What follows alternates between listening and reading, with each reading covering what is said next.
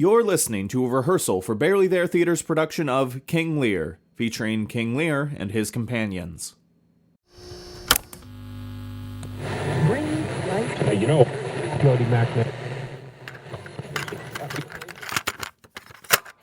This is the kind of shit that This is the shit that maybe needs to be recorded. It's all good content. Okay. Now we're recording. Great. Okay, so I did a May term abroad in college, my junior year of college, in England at the Royal Shakespeare Company. And we saw King Lear in Stratford-upon-Avon with Sir Ian McKellen. Oh. Incredible, right? Okay, but the story, that's not actually the interesting part. So the scene, that first scene in the woods with the fool, King Lear, he's going mad, and Sir Ian McKellen made the choice to just drop his pants. Oh. And his penis was like a baseball bat. This thing was enormous. So it was like, I had never seen anything like it. And so the fool is in this scene. And so this is what I'm remembering. And then the fool's trying to pull up the pants, but then the penis got caught in the zipper. Oh my god. And so like the fool's trying to say his lines, and then it gets caught, and it's this whole... So when you assigned me that, and I was going, oh, okay. And then I'm reading the lines, I go, I can't go through this. And all I can think about is, it was just like, bam, this baseball bat coming out of his pants, and and so well, I can guarantee there will be no prop work today. no, and so I was like, I have nothing for Alex on this because all I can. So I was like, I need direction badly because that is what I remember about that scene. Yeah, I can see how that might leave an impression. I can't think of anything else. So, yeah. So when you assigned that, I went, oh no. But oh yes, and that is on the recording. Good. I saw Sir Ian McKellen's baseball bat out of penis.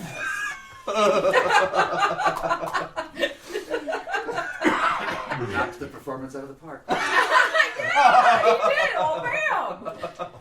Yeah, I mean, he was amazing. It's if a penis goes into the upper deck, it's yours to keep. I don't know what that means. I don't either, but I'm willing to vamp on that. So, the way I've been starting most of these is by asking how familiar everyone is with King Lear. Shelley is apparently very intimate with King Lear. Yeah. But Doug and Mark, how familiar are you guys with the general script, the general show? That's, I guess, where the question ends. Some, know of it, know the general, and know a little more now because I've been reading it a few times. But, I'm your vessel, man. Okay. Nothing until recent. Having read the script, I watched a few performances just to familiarize myself with some of the material. And this is new to me, as you know. I'm new to theater. So I'm asking you to bear with me. Were you in 12 Angry Jurors at Playcrafters? Yes. You were fabulous. Well, thank you. Yeah. Mike Schultz is a good friend of mine. He told me that he was like, he doesn't really do... I was like, what? So, yeah, I was shocked. Well, thank you. Yeah, great job.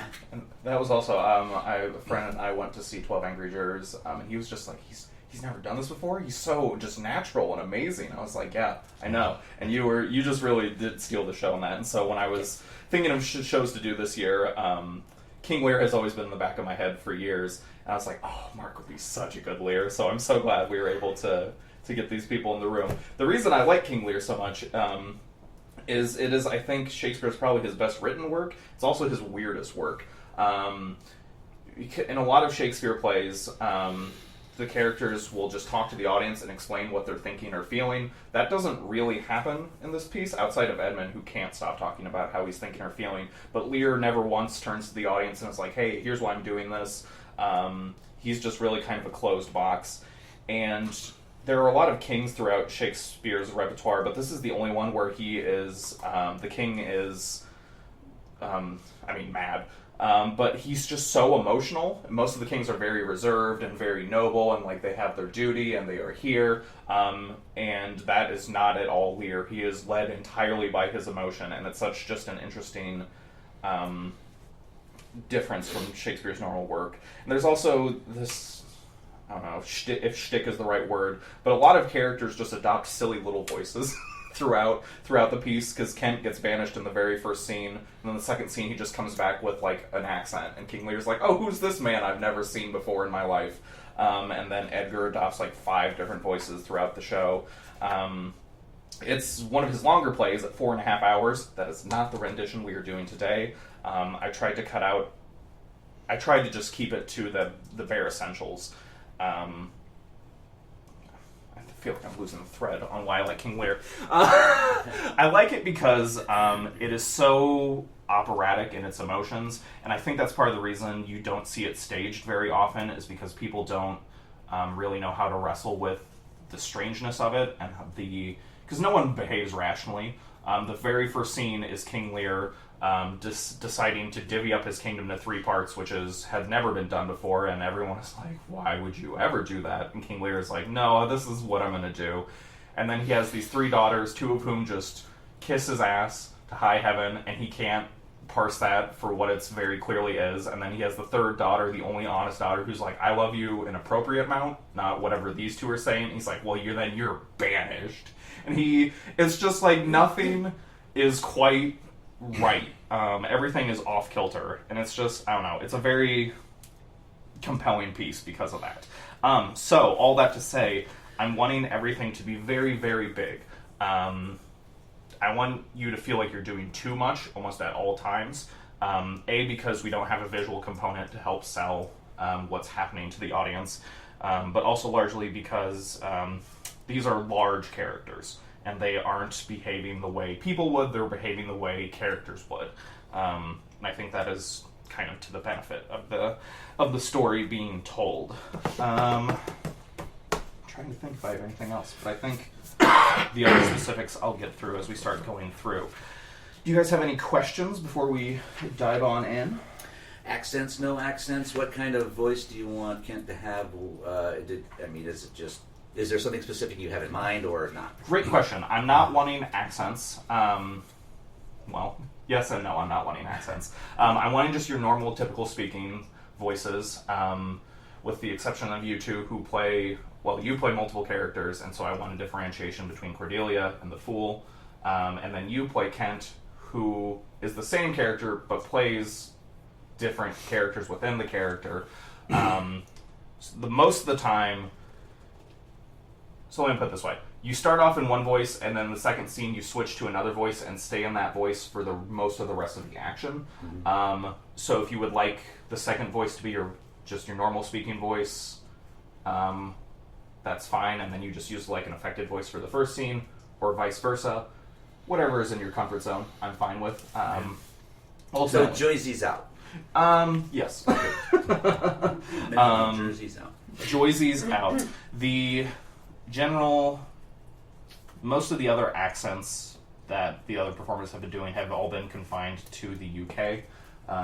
So vaguely British, vaguely Irish, somewhere in that ballpark would be great.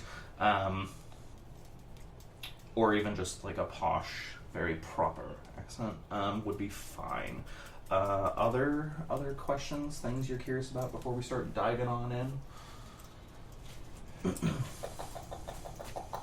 Yes. Yeah, having never done this, Sure. If we happen to slip something up, what happens? Great question.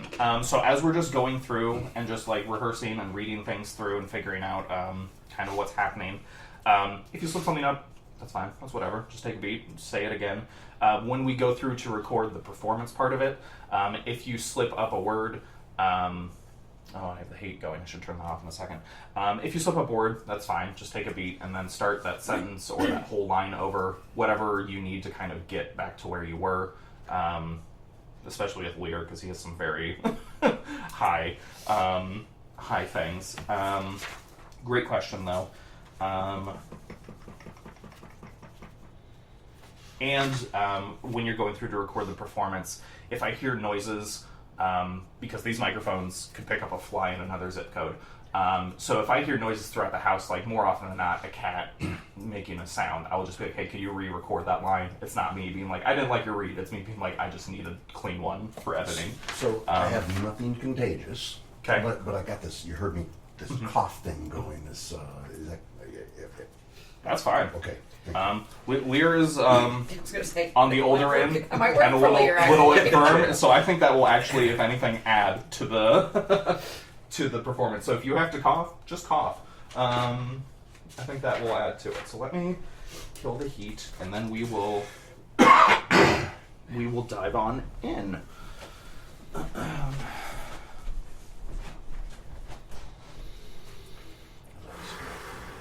All right. Oh wow, yeah. It's beautiful. Well, I lived in Washington for 3 years. Oh my gosh. Talk about that sometime. Please, yeah. I preferred Stratford to London. Much. Yeah, we were in London for a few days, and then when we got on the train to Stratford, I felt my whole body just go. Yeah, for sure. yeah. All right, Doug. So to start off at the top of the scene, you will be here stage left. Gloucester and Edmund will be to the right of you. And then when Lear enters, Lear will be standing center.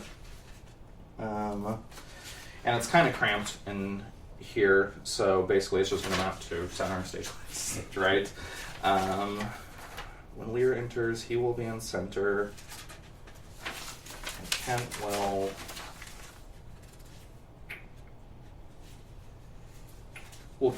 We'll get there. So if you want to hop on up, Doug, we will start reading through. And I will just read for anyone who's not Kent. Okay. Is not this your son, my lord? His breeding, sir, hath been at my charge. Do you smell a fault? I cannot wish the fault undone, the issue of it being so proper. But I have a son, sir, by order of law, some year elder than this, who yet is no dearer in my account. Though this knave came something saucily to the world before he was sent for, yet was his mother fair. There was good sport at his making, and the whoreson must be acknowledged. Do you know this noble gentleman, Edmund? No, my lord. My lord of Kent, remember him hereafter as my honorable friend, my services to your lordship. I must love you and soon to know you better. Sir, I shall study deserving. He hath been out 9 years, and away he shall again. The king is coming. And then, Lear, you will be center, and then, where are you going to go? I don't know. I'm You just haven't told me yet. You can stand here, stage left. Okay. Actually, I'll just grab this and I'll stand in the corner like a little conductor.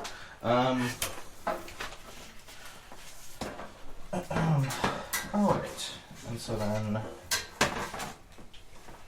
we'll stand center mark and then just face out like towards the street. That is our Great. quote unquote audience. And take it away. Attend the lords. I shall, my lord. Meantime, we shall express our darker purpose. Give me the map there. Know that we have divided in 3 our kingdom, and 'tis our fast intent to shake all cares and business from our age, conferring them on younger strengths, while we unburdened crawl toward death. Tell me, my daughters, since now we will divest us both of rule, interest of territory, cares of state, which of you, shall we say, doth love us most?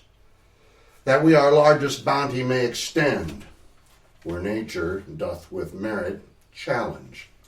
Goneril, our eldest daughter, speak first. Sir, I love you more than word can wield the matter. Dearer than eyesight, space, and liberty, beyond what can be valued rich or rare, no less than life with grace, health, beauty, honor, as much as child e'er loved or father found. A love that makes breath poor and speech unable. Beyond all manner of so much, I love you. Oh, and then Cordelia, you will be... My general dichotomy is stage left for good guys, stage right for bad guys. So I'll have you over here, stage left. And then Doug, just for sake of bodies, I'll put you stage right for whenever your next line pops on up.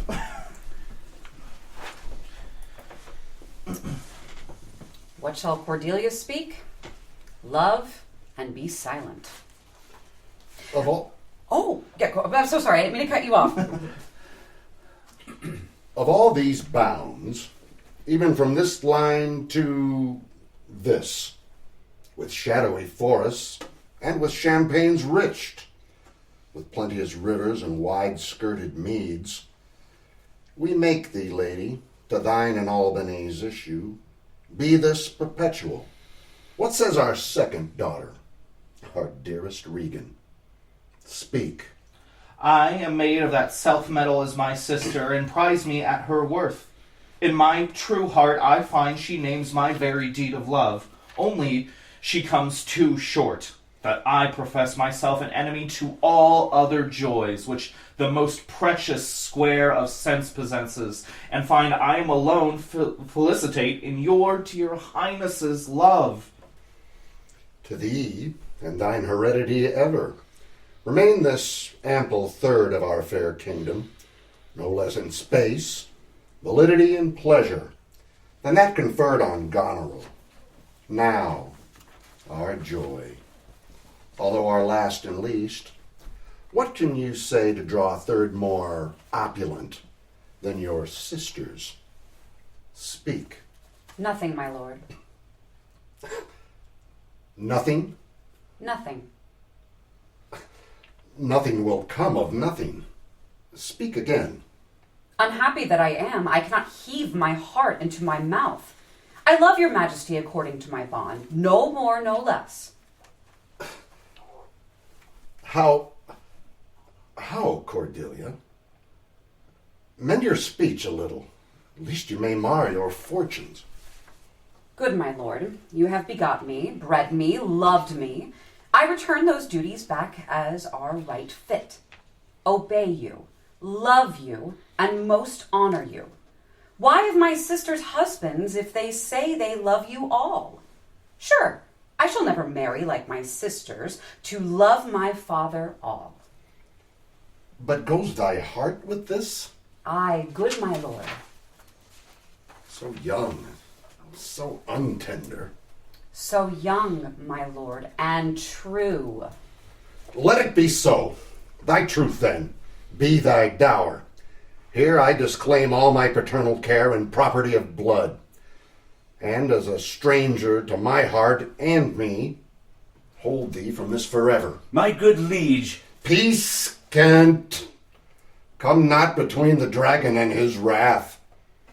I loved her most, and thought to set my rest on her kind nursery. Hence and avoid my sight. Call France, Cornwall, Albany. With my 2 daughters as dowers, digest the third. Let pride, which she calls plainness, marry her. I do invest you jointly with my power. Only we shall retain the name and all the addition to the king. The sway, revenue, execution of the rest, beloved sons, be yours. Which to confirm, this coronet part between you. Be Kent unmannerly when Lear is mad.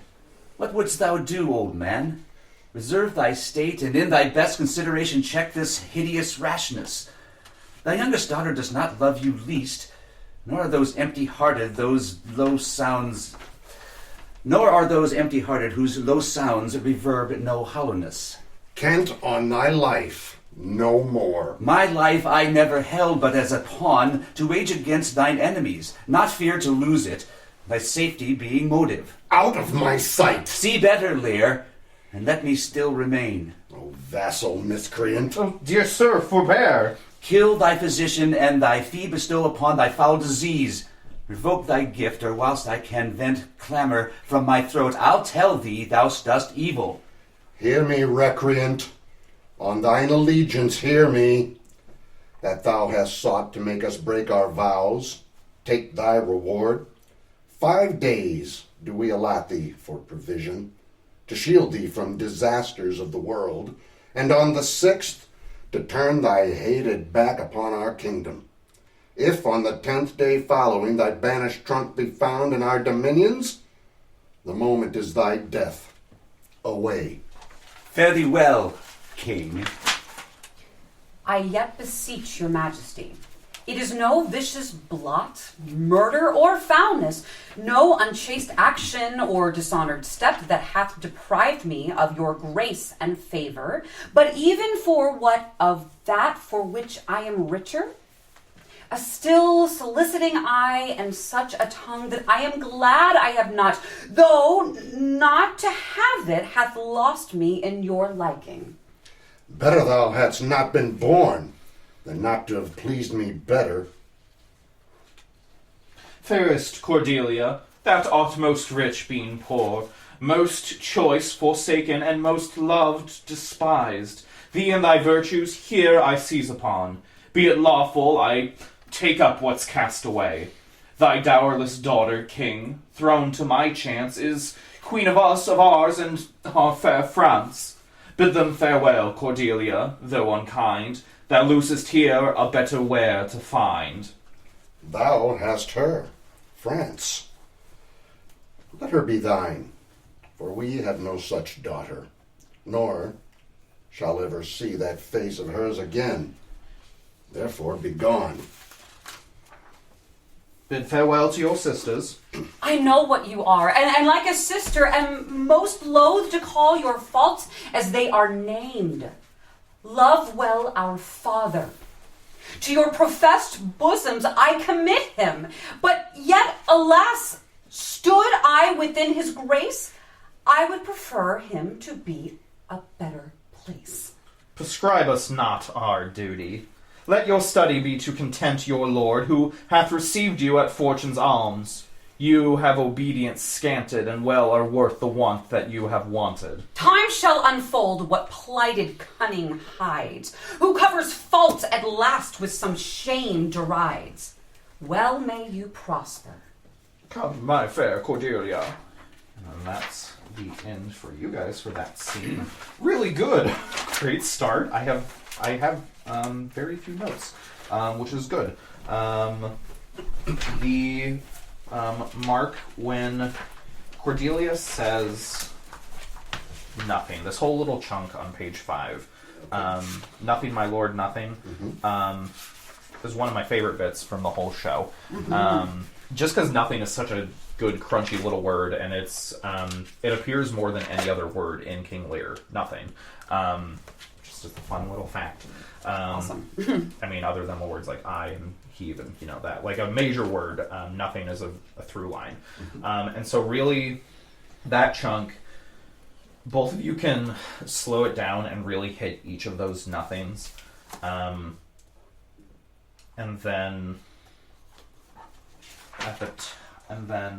on the next page 6, let it be so. Immediately swing into the rafters.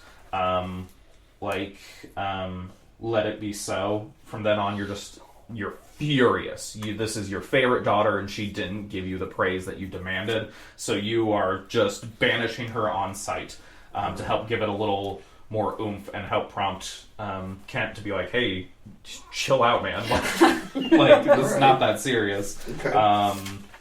And you just kind of stay up there for pretty much the rest of the scene. And then I don't think I heard anything else that made me go. Huh? So, unless you guys want to read it through again, I'm happy to just go through again and have you guys record your lines. Are we simultaneously turning pages? Yes, great question. Oh, yeah, I was about to thank you, yes, Doug, because I realized... That's the only part of the speech that I remember. Yes, thank you. Thank you, Doug. So when you get to the end of the page, on 3, interests of territory, cares of state, everyone together, take a beat, and then continue your line, just so that way I don't get in the middle of Mark talking in the middle of it. Thank you. Thank you. Good catch, Doug. But that's the only other note I have, so now just run through and record just your lines. Leave a gap for when another character is speaking, but when you two are just going back and forth, just feel free to speak normally. Clear as mud? Great. Oh yes, and yes, and thank you, Doug, for remembering. For I wrote it down. That's what. Otherwise, I wouldn't have. If you don't get out of that spot before my line, we gonna have words. We're gonna be all fancy words. They are. Duh. Get me started. One scene down. We're on our way. The next scene you all appear in is scene 3.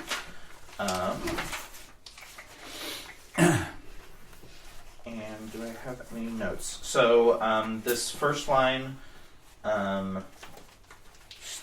retain in your normal voice, Doug, and then the moment you start talking to Lear, adopt whatever voice you're going to adopt that you will stick in for most of the rest of the play. Okay. For blocking,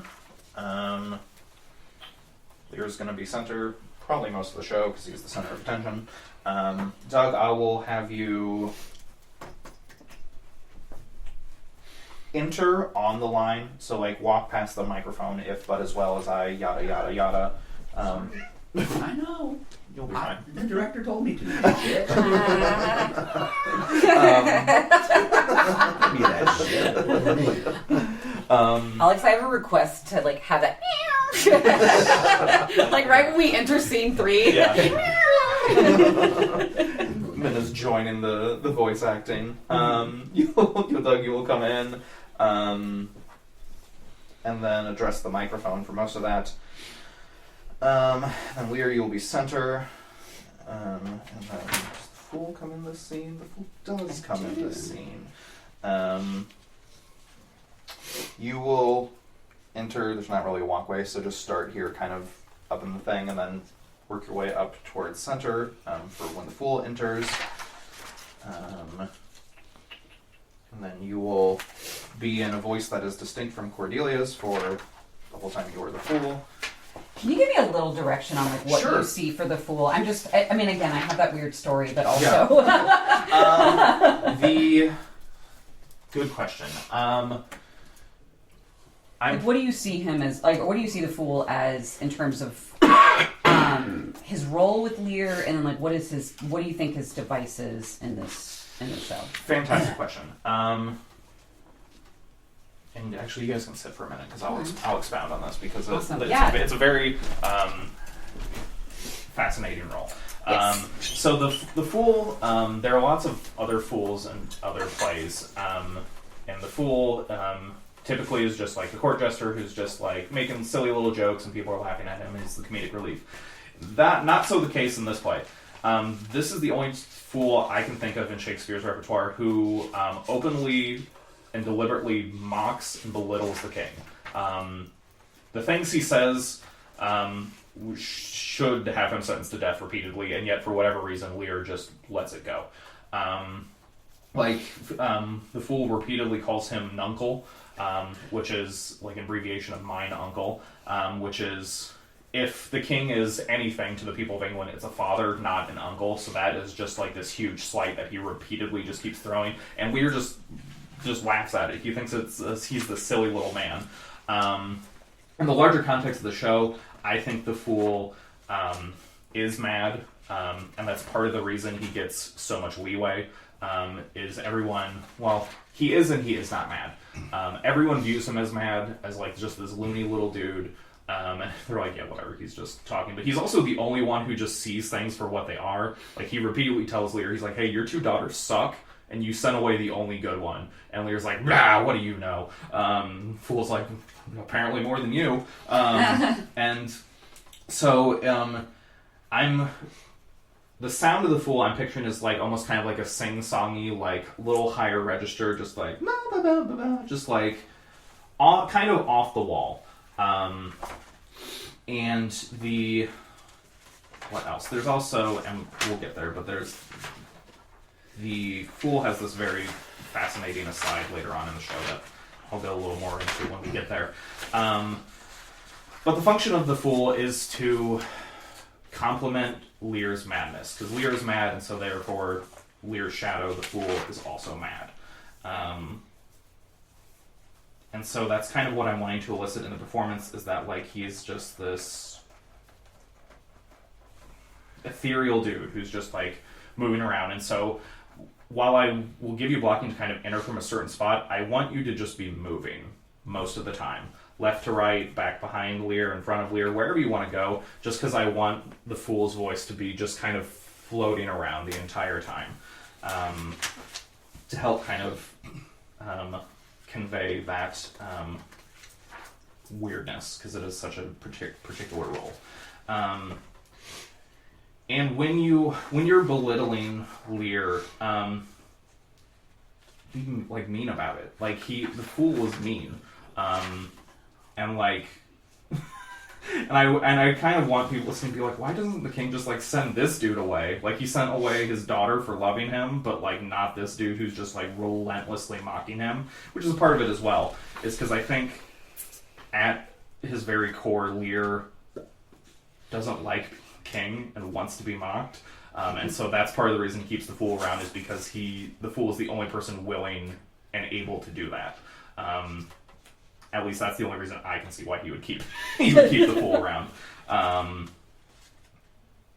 And so words like nuncle, just be really sure to hit that with just like a little like nuncle, just like a, because like you're just like calling him a bitch constantly. Like, what do you know? Does that kind of answer your question? Does that give you a better idea? 100%. And then Fantastic. You were talking about voice. Do you want me to go male identifying or?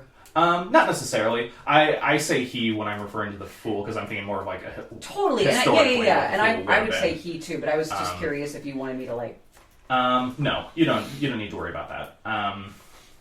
Just because I like the casting of Cordelia playing the fool. Because they're never in any scenes together, and the moment Cordelia disappears, the fool appears, and then vice versa, where as soon as the fool leaves, Cordelia comes back on, which I think is the way they originally cast it when they first staged it, is whoever played Cordelia played the fool. Cool. I think, I'm not certain, but it checks out as I was doing research.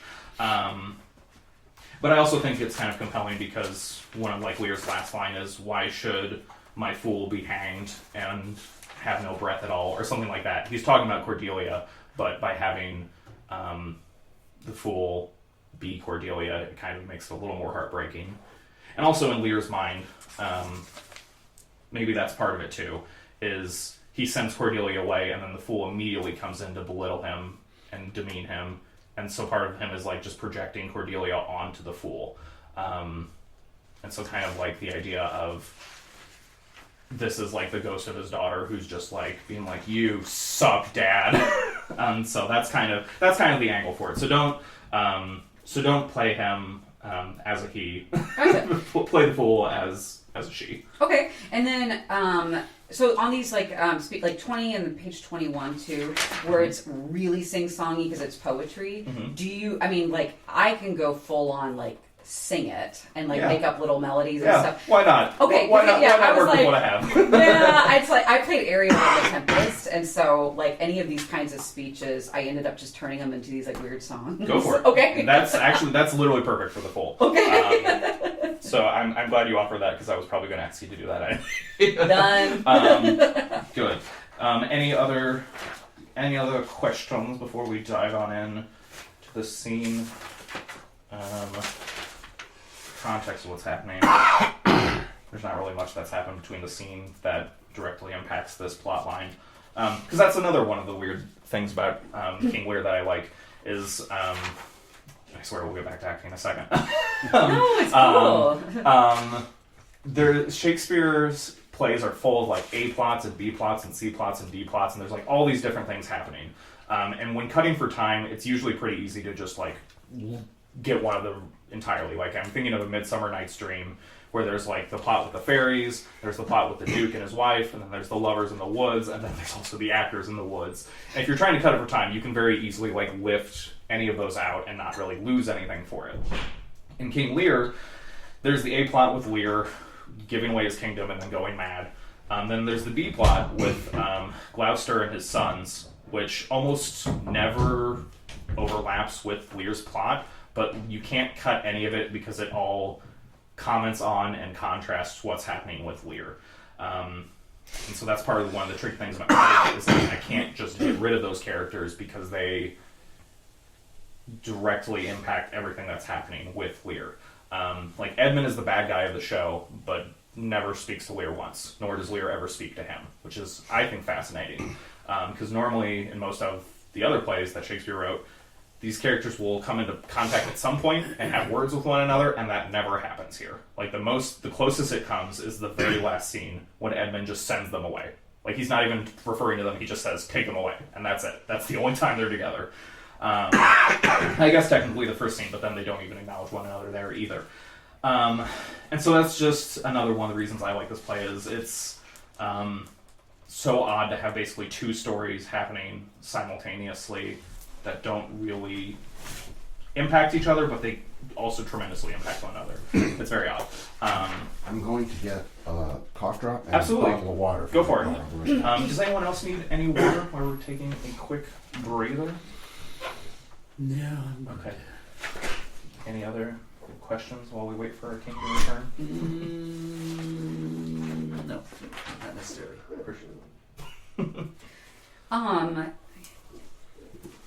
Yeah, I kind of want to play around a little bit with, in terms of like the voice quality you want. And this first time we're going through scene 3 as we're rehearsing, feel free to just like totally try different things as we're going through it. Okay, and then you just tell me like keep it, leave it. You know, I'm just gonna try a bunch of weird shit. Yep. And then, okay. And then once we kind of figure out the one we like more, we can hone in on that and then further continue that voice or modulate it as needed throughout the rest of the show, because it's the Fool. Yeah. The Fool is zany. If the Fool just randomly starts talking in a different cadence, by all means.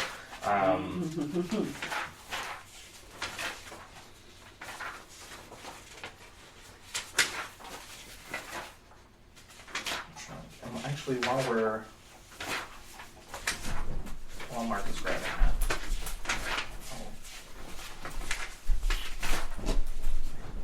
I will, on page 46, there's the Fool's Prophecy, which is a very, very peculiar part of the show, even by the show standards. I went back and forth on cutting it, because which came first, the folio or the quarto? Folio.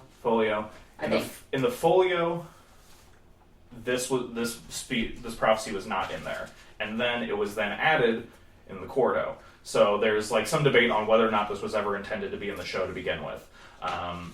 So there's that element of why it's interesting. The other element of why it's interesting is it's not an aside, though the Fool is directly talking to the audience. And while he's talking to the audience, he breaks the fourth wall and acknowledges that he's a character within a play telling this story. This prophecy Merlin shall make, for I lived before his time. Like this, he has knowledge of the future. There's no way that, because King Lear, the story of Lear, the real, quote unquote, real person, I mean, he was a real person, but not as far as the story's concerned. Sure. Lived within England mythology well before the time of Merlin, like hundreds of years predating Merlin. And so for the Fool to be like, Merlin will make this prophecy, is, what is he talking about? That's not happening for hundreds of years. And so it's such a weird element of this show, that I love it because it adds to that crunchiness to the texture of the show. And so when we eventually get there to record it, I'm going to have you record it just kind of quote unquote normally in here, and then once we're done recording everyone else, I will pull you aside after I dismiss Doug and Mark, and then we're going to record it on tape, because that adds that extra cool grainy quality to it, and I'm going to do some fun little editing with it there. Neat. And then I'll expound even more when we get to it. But I just wanted to. No, that's super, super helpful. Yeah.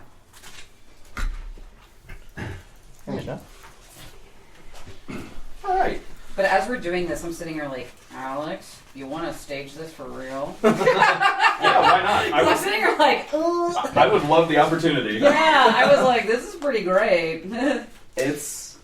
I have yet to direct. I mean, outside of like radio plays, direct Shakespeare, but I would just. You should. I would love to. You get the style for sure. Okay. Let's hop back in, page 17. Hey, Minna. You're just all about.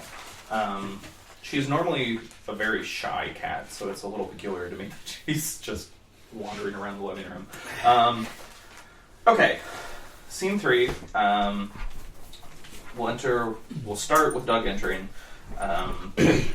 And then, Mark, you will be standing center pretty much the whole time. Okay. And I will let you know if I change my mind about that. And then, same deal as before. I will just read. For this first time through, I will read the other characters. Then we go back through. We will do it as we've been doing it, although, I mean, there's a couple other characters. This scene is mostly the three of you. Okay, so whenever you're ready, Doug. If but as well I other accents borrow, that can my speech diffuse, my good intent may carry through itself to that full issue for which I raised my likeness. Now, banished Kent, if thou canst serve where thou dost stand condemned, so may it come thy master, whom thou lovest, shall find thee full of labours. Let me not stay a jot for dinner. Go get it ready. How now? What art thou? A very honest-hearted fellow, and as poor as the king. Good, Doug. Yeah, that's so good, Doug. If thou be as poorest as a king for a subject as he is for a king, thou art poor enough. What wouldest thou? Service. Who wouldest thou serve? You. What services canst do? I can keep honest counsel, ride, run, mar a curious tale in the telling it, and deliver plain message bluntly. That which ordinary men are fit for, I am qualified in, and the best of me is diligence. How old art thou? Oh, not so young, sir, to love a woman for singing, nor so old to dote on her for anything. I have years on my back, 48. Follow me. Thou shalt serve me. If I like thee no worse after dinner, I will not part from thee. Yet. Dinner! Ho! Dinner! Where's my knave? My fool! Go you, and call my fool hither. You! Where's my daughter? So, please you. What says the fellow there? Call the clotpole back. Where's my fool? Ho! I think the world's asleep. My lady's father. Oh, sorry. You still have you, sir. I'm sorry. No, you're okay. I didn't have that highlighted. I apologize. No, you're okay. Yep. I kind of made a mess of the, No, the stage no. directions throughout editing this. All right. I'll do that line again. What says the fellow there? Call the clotpole back. Where's my fool? Ho! I think the world's asleep. You, sir! You! Come hither. Sir! Who am I, sir? My lady's father. My lady's father? You horse and dog! You cur! I'll not be strucken, my lord. Come, sir, arise. Away. Go to. Have you no wisdom? Have you wisdom? Now, my friendly knave, I thank thee. Thou servest me, and I'll love thee. Let me hire him too! To Kent! Oh, sorry, that's the stage direction that I left in the middle of a line. Oh, okay. I was like, that's actually kind of a... Okay. Let me hire him too! Here's my cap! He offers Kent his cap! No, that's another one I left. No, like, I was like, no, let me do it. It's kind of hilarious. Okay.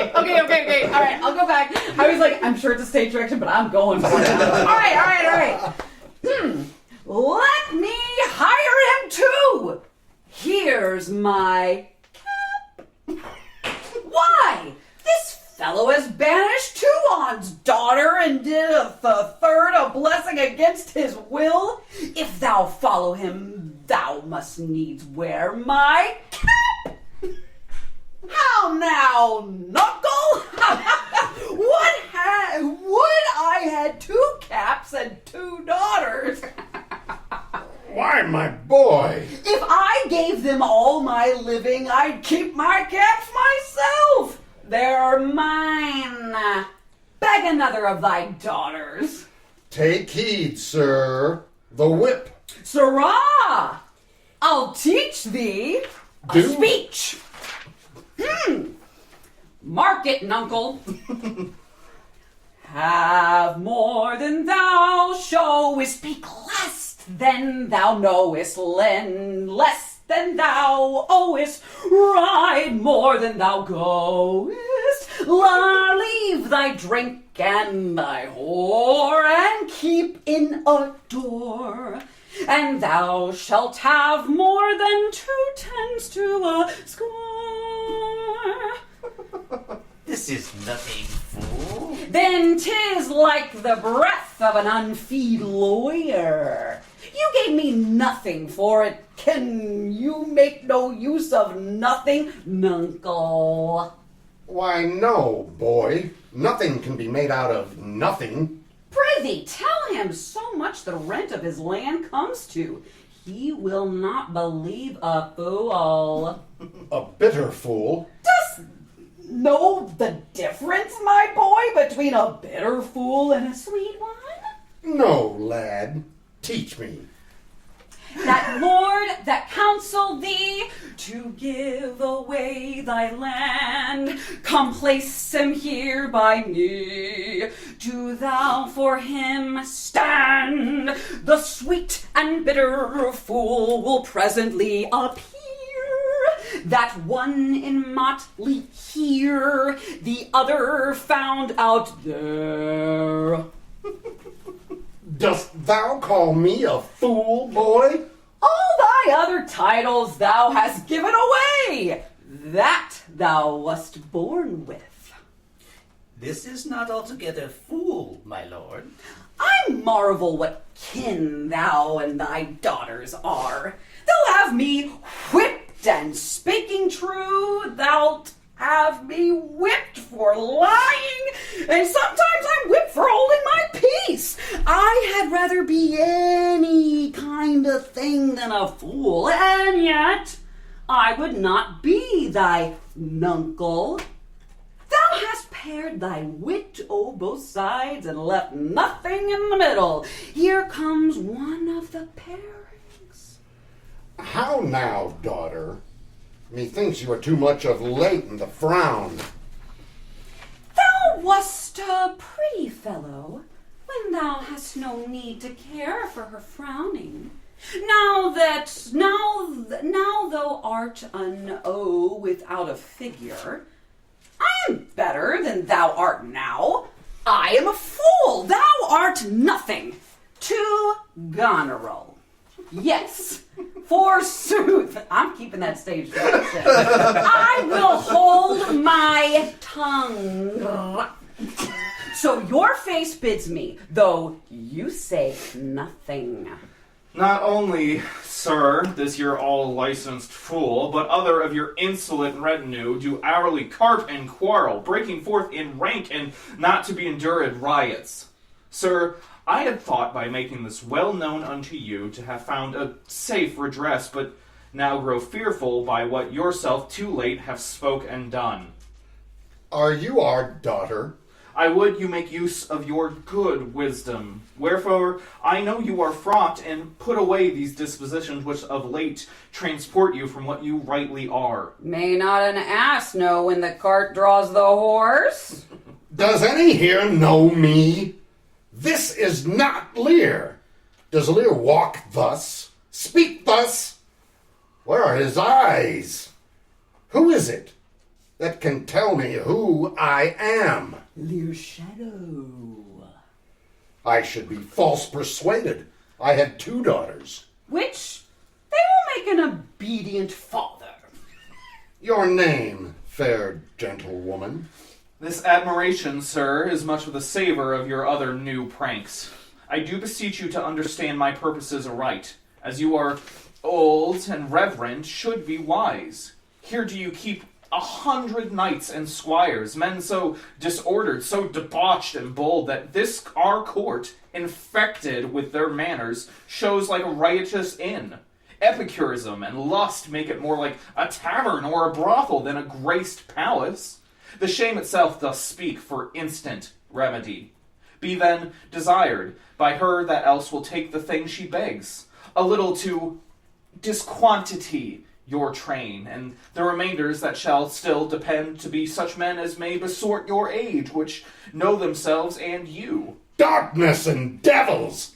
Saddle my horses! Call my train together, degenerate bastard! I'll not trouble thee, yet have I left a daughter. You strike my people, and your disordered rabble make servants of their betters. Detested kite, thou liest. My train are men of choice and rarest parts. Of most small fault, O Lear, Lear, Lear! Beat at this gate, that let thy folly in and thy dear judgment out. Go, go, my people! My lord, I am guiltless as I am ignorant of what hath moved you. It may be so, my lord. Here, nature, here, dear goddess, here. Suspend thy purpose if thou didst intent to make this creature fruitful. Into her womb convey sterility. Dry up in her the organs of increase, and from her degenerate body never spring a babe to honor her. If she must teem, create her child a spleen, that it may live and be a thwart disnatured torment to her.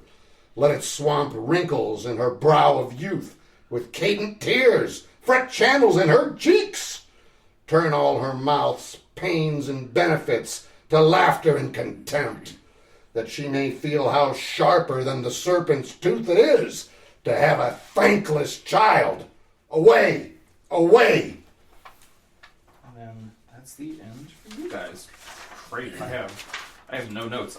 I think you're getting it. Okay, I think you're getting what I'm going for. Does it feel good to you? Yeah, it's awesome. I'm having a blast. Was he supposed to be angry there? Or Yeah, oh yeah. What, you know? Because of what's happening is Goneril is like, hey, you have all this royal train with you. Why don't you just get rid of them? You don't need them. And he's like, I'm the king. I can have what I want, and I want my train. She's like, yeah, but what if you just shrank the train? He's like, I'm the king. I should have to do no such thing. She's like, yeah, he's furious. And then he just goes so over the top. I mean, create her a child of spleen. He's just so vindictive over very little because, honestly, I think she's being kind of reasonable. Although that's also one of the tricky things about this play is we never see Lear's train being disorderly. Even in the full version that I cut down, that we don't see that. We just have to take her word for it that they are being rabble rousers. What is a train? Just a host of people, like cooks. That's what I assumed. Okay. Yeah, okay. Cooks, knights, everyone that would go with the king to make sure he has everything he needs. Okay. And so that's just one of the things where we have to take this conspiring daughter at her word that they should be disbanded, which is one of the tricky things. But I like to interpret it as she's being conniving. Okay. And plotting against him. Okay, I don't think I have any notes, so let's just run through that one more time. Just the dialogue that you guys have. And then we'll keep on moving. And then, Doug, once you're done with your lines, and same goes for you, Shelley, you guys can sit down so that way you don't have to keep standing because you have a couple minutes there at the end to where... Okay, sure. Well, nothing's happening for you. Alright, whenever you're ready. Perfect. Alright, moving right along. Next Love a time... good Muppet Show reference. Next time y'all appear is scene 6. And I cut out a fairly hefty scene of context that I'll just fill in the caps here for you guys. Kent went to deliver a message to Reagan. Yeah, to Reagan. And while he was there, he saw Oswald, the twerpy little messenger, and then hit him a bunch. And then Oswald was like, help, help! And so then they threw Kent in the stocks. And so now when Lear is coming to Reagan's castle, he sees his, like, new buddy in the stocks, and this is yet another injustice that, like, this is the king's buddy. The only person to put him in the stocks should be the king. And so it's just coming in to be like, what, how is it things are still getting worse? And so that's the context of what happened, is that Kent was a naughty little boy and got put in timeout. I have other notes for what's happening in this scene. Doug, I will put you center for this scene. You'll be in the stocks. And if you start the scene off with some snoring, that'd be dandy. Actually, hold on, let me get you a chair, since you'll be just a little lower.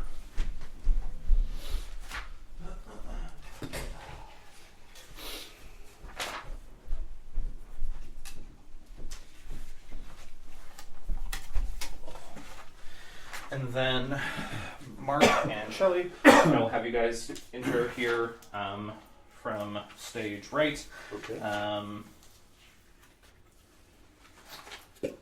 And then just say your first line as you're coming past the microphone, and then I think I'll have you to stay stage right for now. I think so, yeah. And again, once you get to your spot, Shelley, you could feel free to roam around. I don't think...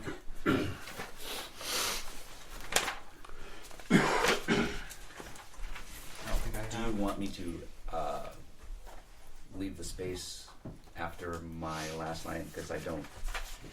On page 34, I think is my last. And then doesn't this thing go on page after that? So they release you from the stocks, but I don't think you acknowledge it with a line. Right. So I just didn't want to be in the way. Correct. Yes. Good question. So whenever you want to do that. Yeah. So when you say your last line, you can. I'll exit to that chair. Yeah, that works. Since they're going to be right. Yes. Exit to the stage left chair. Perfect. I've done Rocky 8 times. I know where the stage left chair is.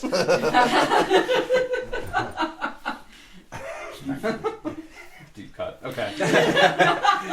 First cut is the So just saying. deepest. Just saying. All right. So And I changed it to the stage right chair. And now I don't even have a fucking chair. whenever Ray Doug starts snoring. Well, Doug, how do you sit in a chair in that bustier? I mean, come on. Well, you know, it's not easy. But Great deal of practice. I suffer for the art. You know I do.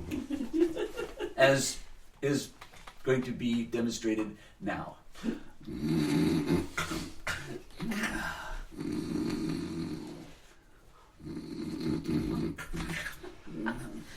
'Tis strange that they should so depart from home and not send back my messenger. Hail to thee, noble master. Ha! Makest thou this shame thy pastime? No, my lord. He wears cruel garters in the stocks. Horses are tied by the heads, dog and bears by the neck, and men by the legs. What's he that hath so much thy place mistook to set thee here? It is both he and she, your son and daughter. No, Yes. no, I say. I say yea. They durst not do it. They could not. Would not do it. 'Tis worse than murder. My lord, when at their home I did condemn those... Starting to start again.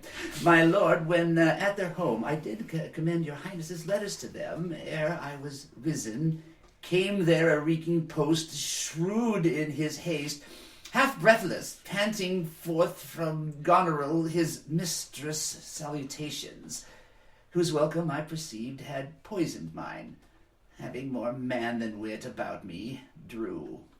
He raised the house with a loud and coward cries. Your son and daughter found this trespass worth the shame which here it suffers. Winter's not gone yet if the wild geese fly that way. Fathers that wear rags do make their children blind, but father that bears bags shall see their children kind. Fortune, that arrogant whore, ne'er turns the key to the poor. Down, thou climbing sorrow, thy elements below. Where is this daughter? With the Earl, sir, here within. Follow me not, stay here. How chance the king comes with so small a number? And thou hast been set in the stocks for that question. Thou'st well deserve it. Why, fool? We'll set thee to school to teach thee there's no laboring in the winter. All that follow their noses are led by their eyes but blind men. And there's not a nose among 20 but can smell him that's stinking. When a wise man gives thee better counsel, give me mine again. I would have none but knaves follow it, since a fool gives it. That sir which serves and seeks for gain, and follows but for form, will pack when it begins to rain, and leave thee in the storm. But I will tarry, the fool will stay, and let the wise men fly. The knaves turn fool that runs away, the fool no name purdy. Where learned you this, fool? Not in the stocks, fool. Deny to speak with me? Are they sick? Are they weary? They've traveled all the night. Mere fetches. The images of revolt and flying off. Fetch me a better answer. My dear lord, you know the fiery quality of the Duke, how unremovable and fixed he is in his own course. Vengeance, plague, death, confusion. Fiery? What quality? Why, Gloucester, Gloucester! I speak with the Duke of Cornwall and his wife. And then Gloucester. Gloucester. It's like Worcestershire. There's just so many letters in there. So, yeah, thank you. Um, Want me to do that again for you? yes, Gloucester? because I'm feeling pretty good about this one, so I don't know that we'll do this scene again. So if you just want to give me that one more time. Okay, yes, sir. Gloucester. Gloucester. Yes, sir. Vengeance, plague, death, confusion. Fiery? What quality? Why, Gloucester! Gloucester! I speak with the Duke of Cornwall and his wife. Well, my good lord, I have informed them so. Informed them? Dost thou understand me, man? I, my good lord. The king would speak with Cornwall. The dear father would with his daughter speak. Commands, tend service. They are informed of this. My breath and blood fiery. The fiery Duke. Tell the hot Duke that no, but not yet. Maybe he is not well. Infirmity doth still neglect all office, whereto our health is bound. We are not ourselves when nature commands the mind to suffer with the body. Death on my state? Wherefore should he sit here? Give me my servant forth. Go tell the Duke and his wife I'd speak with them. Now, presently, bid them come forth and hear me. Or, at their chamber door, I'll beat the drum till it cries sleep to death. I would have all well betwixt you. Oh me, my heart, my rising heart, but down. Cry to it, nuncle, as the Courtney did to the eels when she put 'em in the paste alive. Good morrow to you both. Hail to your grace. Release him from the stocks. I am glad to see your highness. Regan, I think you are. I know what reason I have to think so. If thou shouldest not be glad, I would divorce me from my mother's tomb. Oh, are you free? Some other time for that, beloved Regan. Thy sister's not. She hath tied sharp-tooth unkindness like a vulture here. I can scarce speak to thee. Thou'lt not believe with how deprived a quality, O Regan. I want to do that a line again. There's a bit of stage direction there. Doug, you do have, not quite a line, but you do have something in there. Oh, do I? When they release you from the stocks, if you could give like a, or a thank you, or something to indicate, because I like this, because there's this beat where like Lear's just like furious. The thing he's furious about is resolved. He's like, oh, you're free, and just like immediately back into it. So in this place right here, then, Yes. where he should be a little. Should I be a little more annoyed? Yeah, Or whatever you want to call it. Yeah. Yeah, Okay. because again, it's just the king should get what he wants immediately, and so the fact that he's being made to wait even like a minute is outrageous. Okay. And so it's just that's the latest injustice, which has immediately pushed out the first injustice, which was Kent being in the stocks, and so that's resolved. He's like, okay, I'm still upset. Okay. So if you just want to do that one more time, and then Doug. Where exactly does the 30 line that you want Page me to- 36. Mhm. I put it as a line, though it is not a line. Kent clears his throat to Kent. It's halfway through Lear's line. Oh, okay. So, divorce me from thy mother's tomb. Give a little something there. Oh, are you free? Some other time for that. And then just like, and so just for those two, oh, are you free? Bring it down. Be like, oh, are you good? Okay. Ta-da! And then just immediately launch back into your daughter. Okay. Okay. So just do that one more time. Okay. Regan, I think you are. I know what reason I have to think so. If thou shouldest not be glad, I would divorce me from my brother's tomb. Oh, are you free? Some other time for that, beloved Regan. Thy sister's not. She hath tied sharp-tooth unkindness like a vulture here. I can scarce speak to thee. Thou'lt not believe with how depraved a quality, O Regan. I pray you, sir, take patience. Say, how is that? I cannot think my sister in the least would fail her obligation. If, sir, perchance she have restrained the riots of your followers, 'tis on such ground and to such wholesome end as clears her from all blame. My curse is on her. Oh, sir, you are old. Nature in you stands on the very verge of his confine. You should be ruled and led by some discretion that discerns your state better than you yourself. Therefore, I pray you that to our sister you do make return. Say you have wronged her. Ask her forgiveness?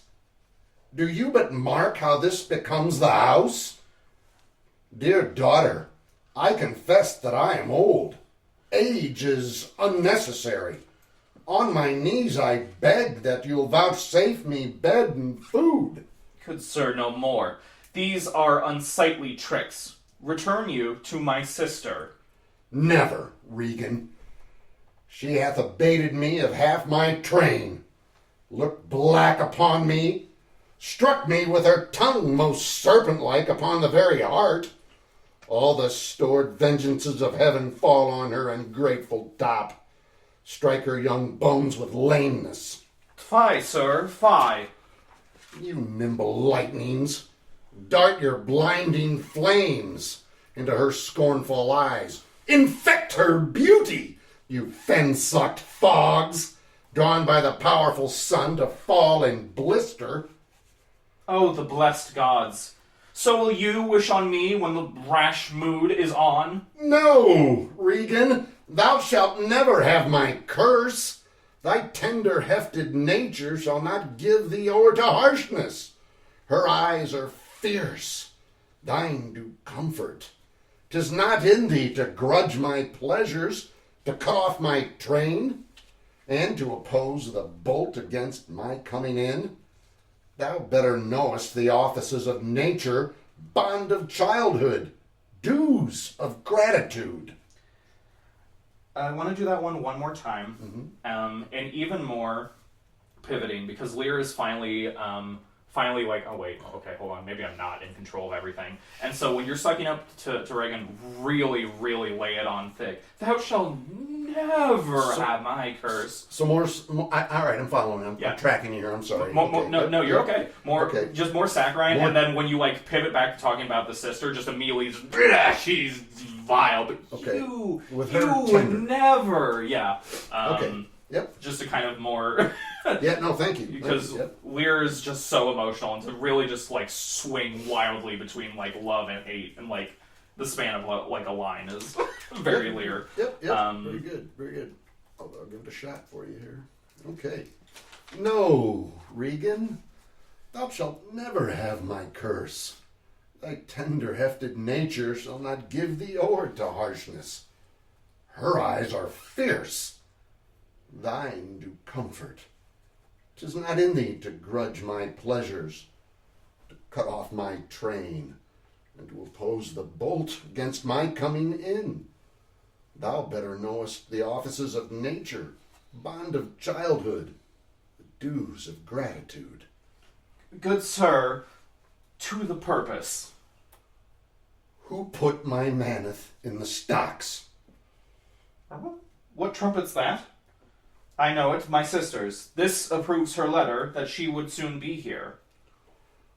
Who stocked my servant, Regan? I have good hope thou didst not know it. Who comes here? Oh, heavens, if you do love old men, if you yourselves are old, make it your cause. Send down and take my part.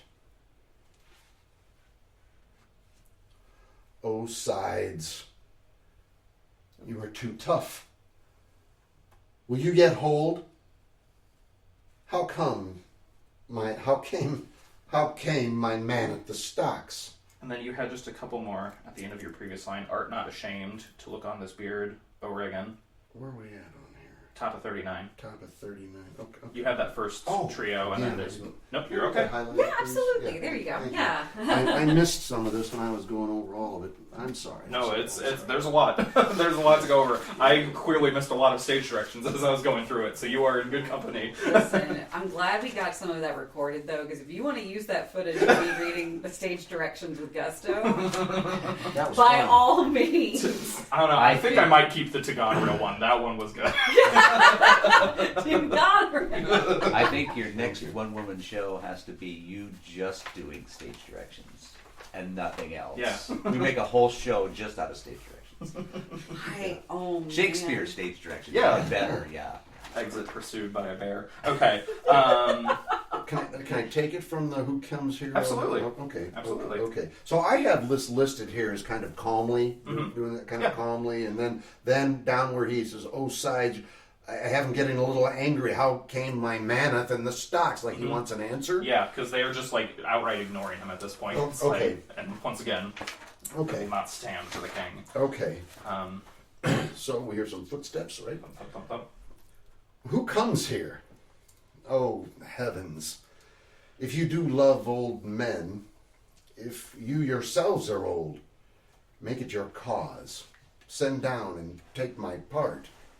Art not ashamed to look upon this beard? Oh, Regan, will you take her by the hand? Why not by the hand, sir? How have I offended? Oh, sides, you are too tough. Will you yet hold?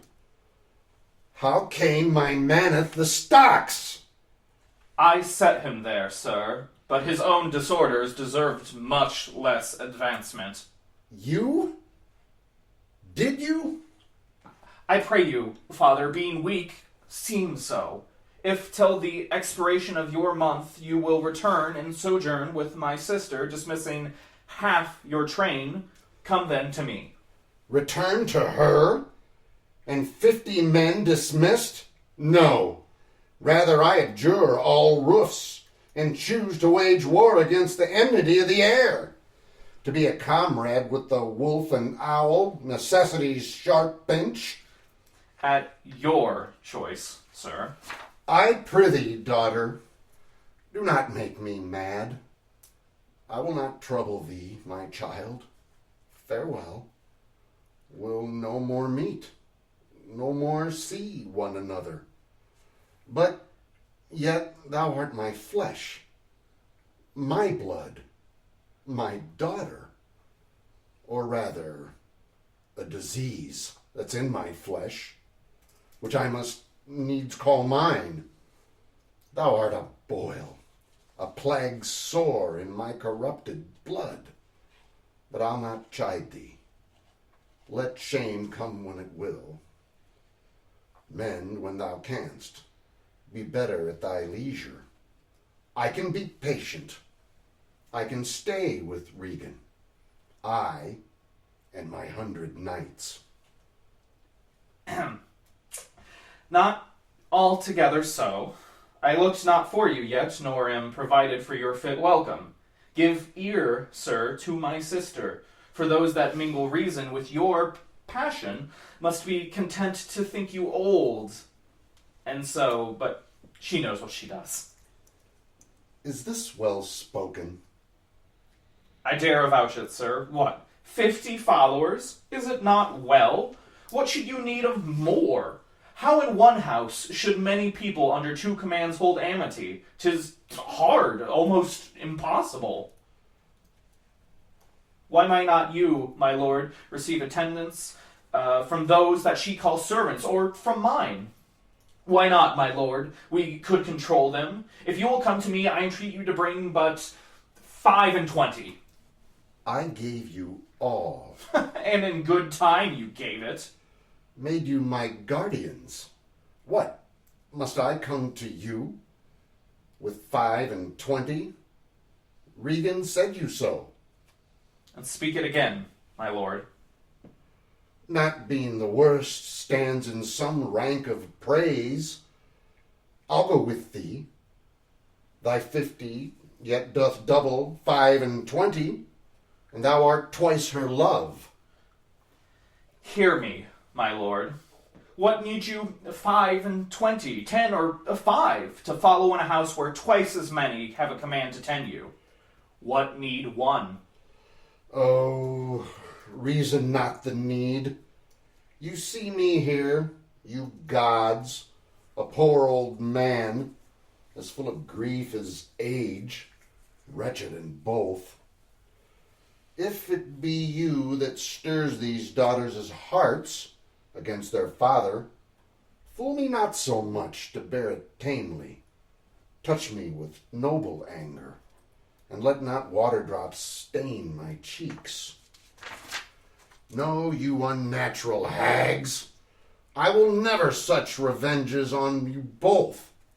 I will have such revenges on you both, that all the world shall... I will not do such things. What they are yet, I know not, but they shall be the terrors of the earth. You think I'll weep? No, I'll not weep. I have full cause for weeping, but this heart shall break into 100,000 flaws.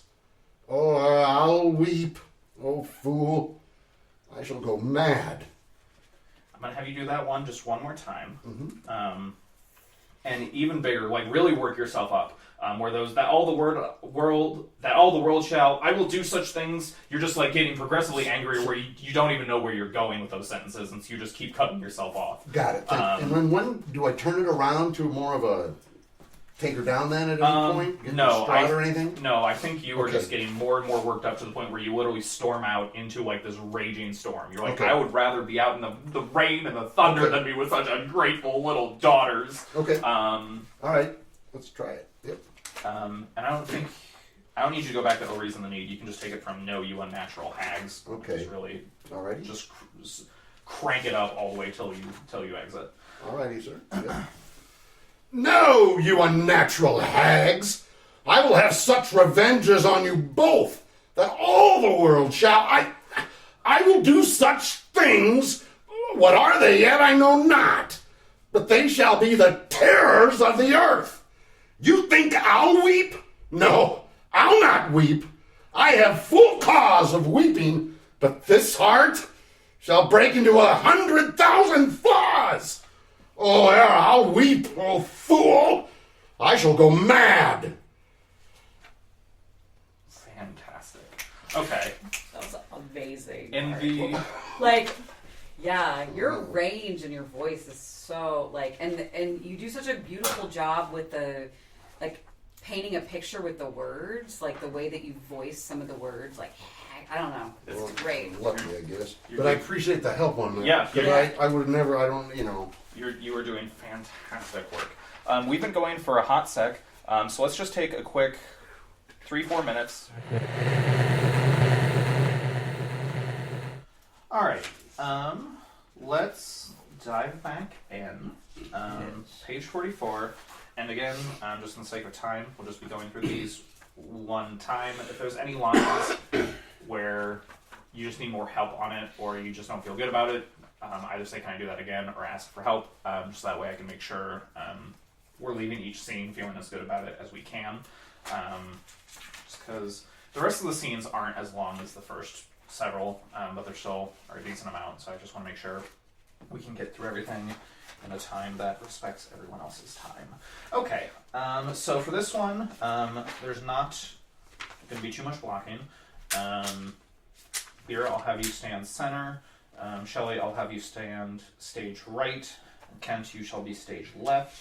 And I'll just have you guys all stay there for this whole scene.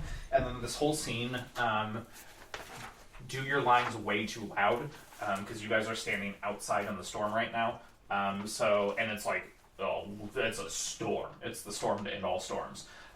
So however you speak when you're like in a bar or like at a concert, and you're like trying to like get the attention of someone who's right next to you, and you have to like really just like basically shout everything, do that for this whole scene. Because the sound effect that will be underneath all of you is overwhelming rain, thunder, and so I just want to make sure it sounds like you guys are actually out in the elements. Does that make sense? Mm-hmm. Absolutely. Fantastic. All right, so then I'll just have you all stand and plant, and I don't think I even need to say anything in this scene. I don't. It's just the three of you. All right. So can I just say, knowing what as I'm progressing with you folks here, if there's something that you heard in a line that I've done then that you weren't comfortable with, I'm willing to redo it with some more direction. Oh, absolutely. I have no problems telling actors when I don't like what they did. I've worked with him before. I am Just tyrannical, yeah. I don't know about tyrannical, but I am very, very picky. Awesome. It's the emotional scars. I mean, physically that stuff heals, but all right, Doug. Let's. Doug Kutzli. I'm the fool, okay? it was the role I was born to play. But yes, as I hear things I don't like, I will bring them up. But you guys really are just, if I do say so myself, perfectly cast. So I'm not having to do too much fixing as we go. It's modesty, I love it. But thank you for bringing up. I will tell you when things are not to my liking. Great. All right, and then this is just one of my favorite Lear lines. So whenever you're ready, take it away, Mark. All righty. Okay.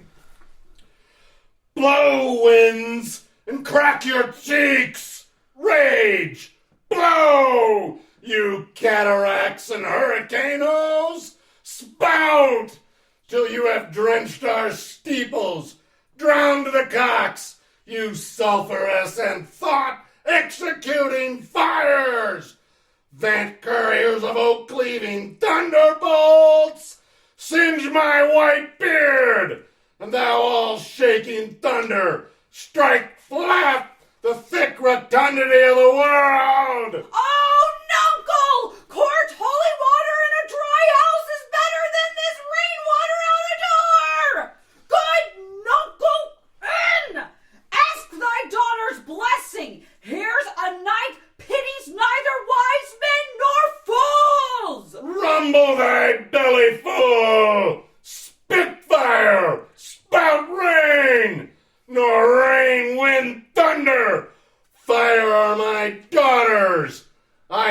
That's not you, you elements! With unkindness, I never gave you kingdom! Called the children, you owe me no subscription! Then let fall, you horrible pleasure! Here I stand, a poor, infirm, weak, and despised old man! No, I will not be the pattern of all patience! I will say nothing! Who's there? Mary! Here's grace and a codpiece! That's a wise man and a fool! Alas, sir, are you here? Things that love night, love not such nights as these. The wrathful skies gallow the very wanderers of the dark, and make them keep their caves. Since I was man, such sheets of fire, such bursts of horrid thunder, such groans of roaring wind and rain I never remember to have heard.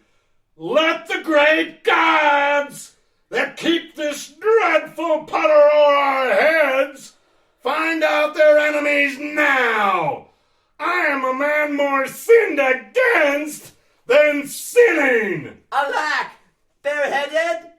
Gracious my lord, hard by here is a hovel. Some friendship will it lend you against the tempest. Repose you there while I to this hard house. My wits begin to turn.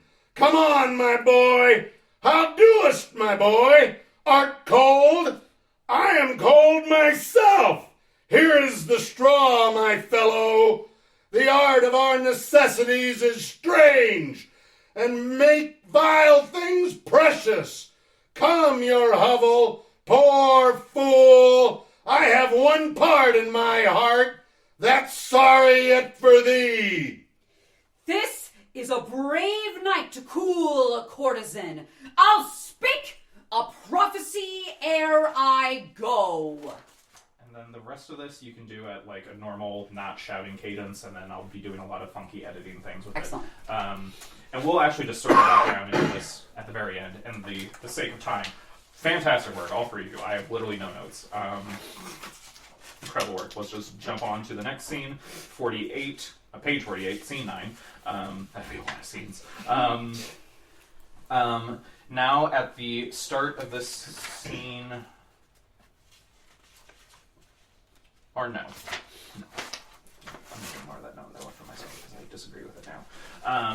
So now you are inside the cave, hovel, shelter, whatever you want to call it.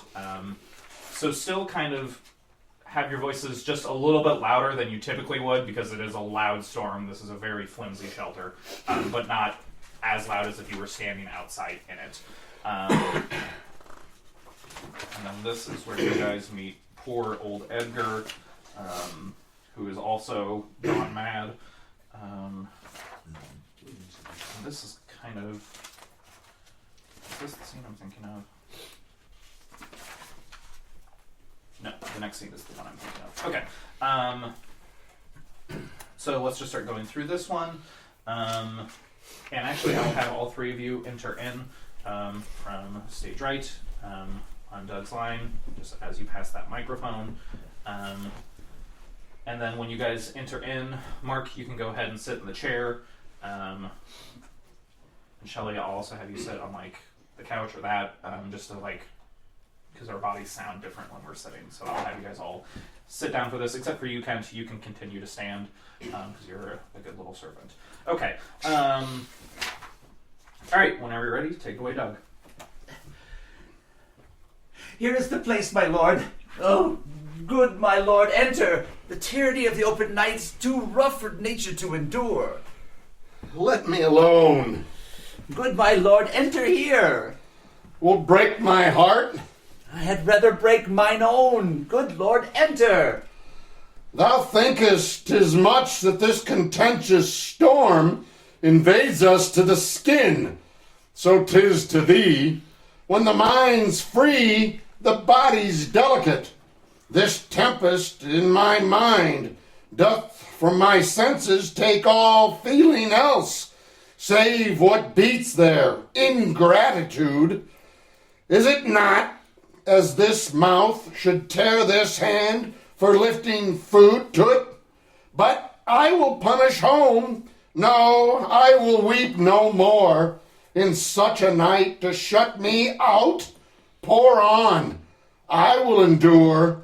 In such a night as this, O Regan, Goneril, your old kind father whose frank heart gave all. Oh, that way madness lies. Let me shun that.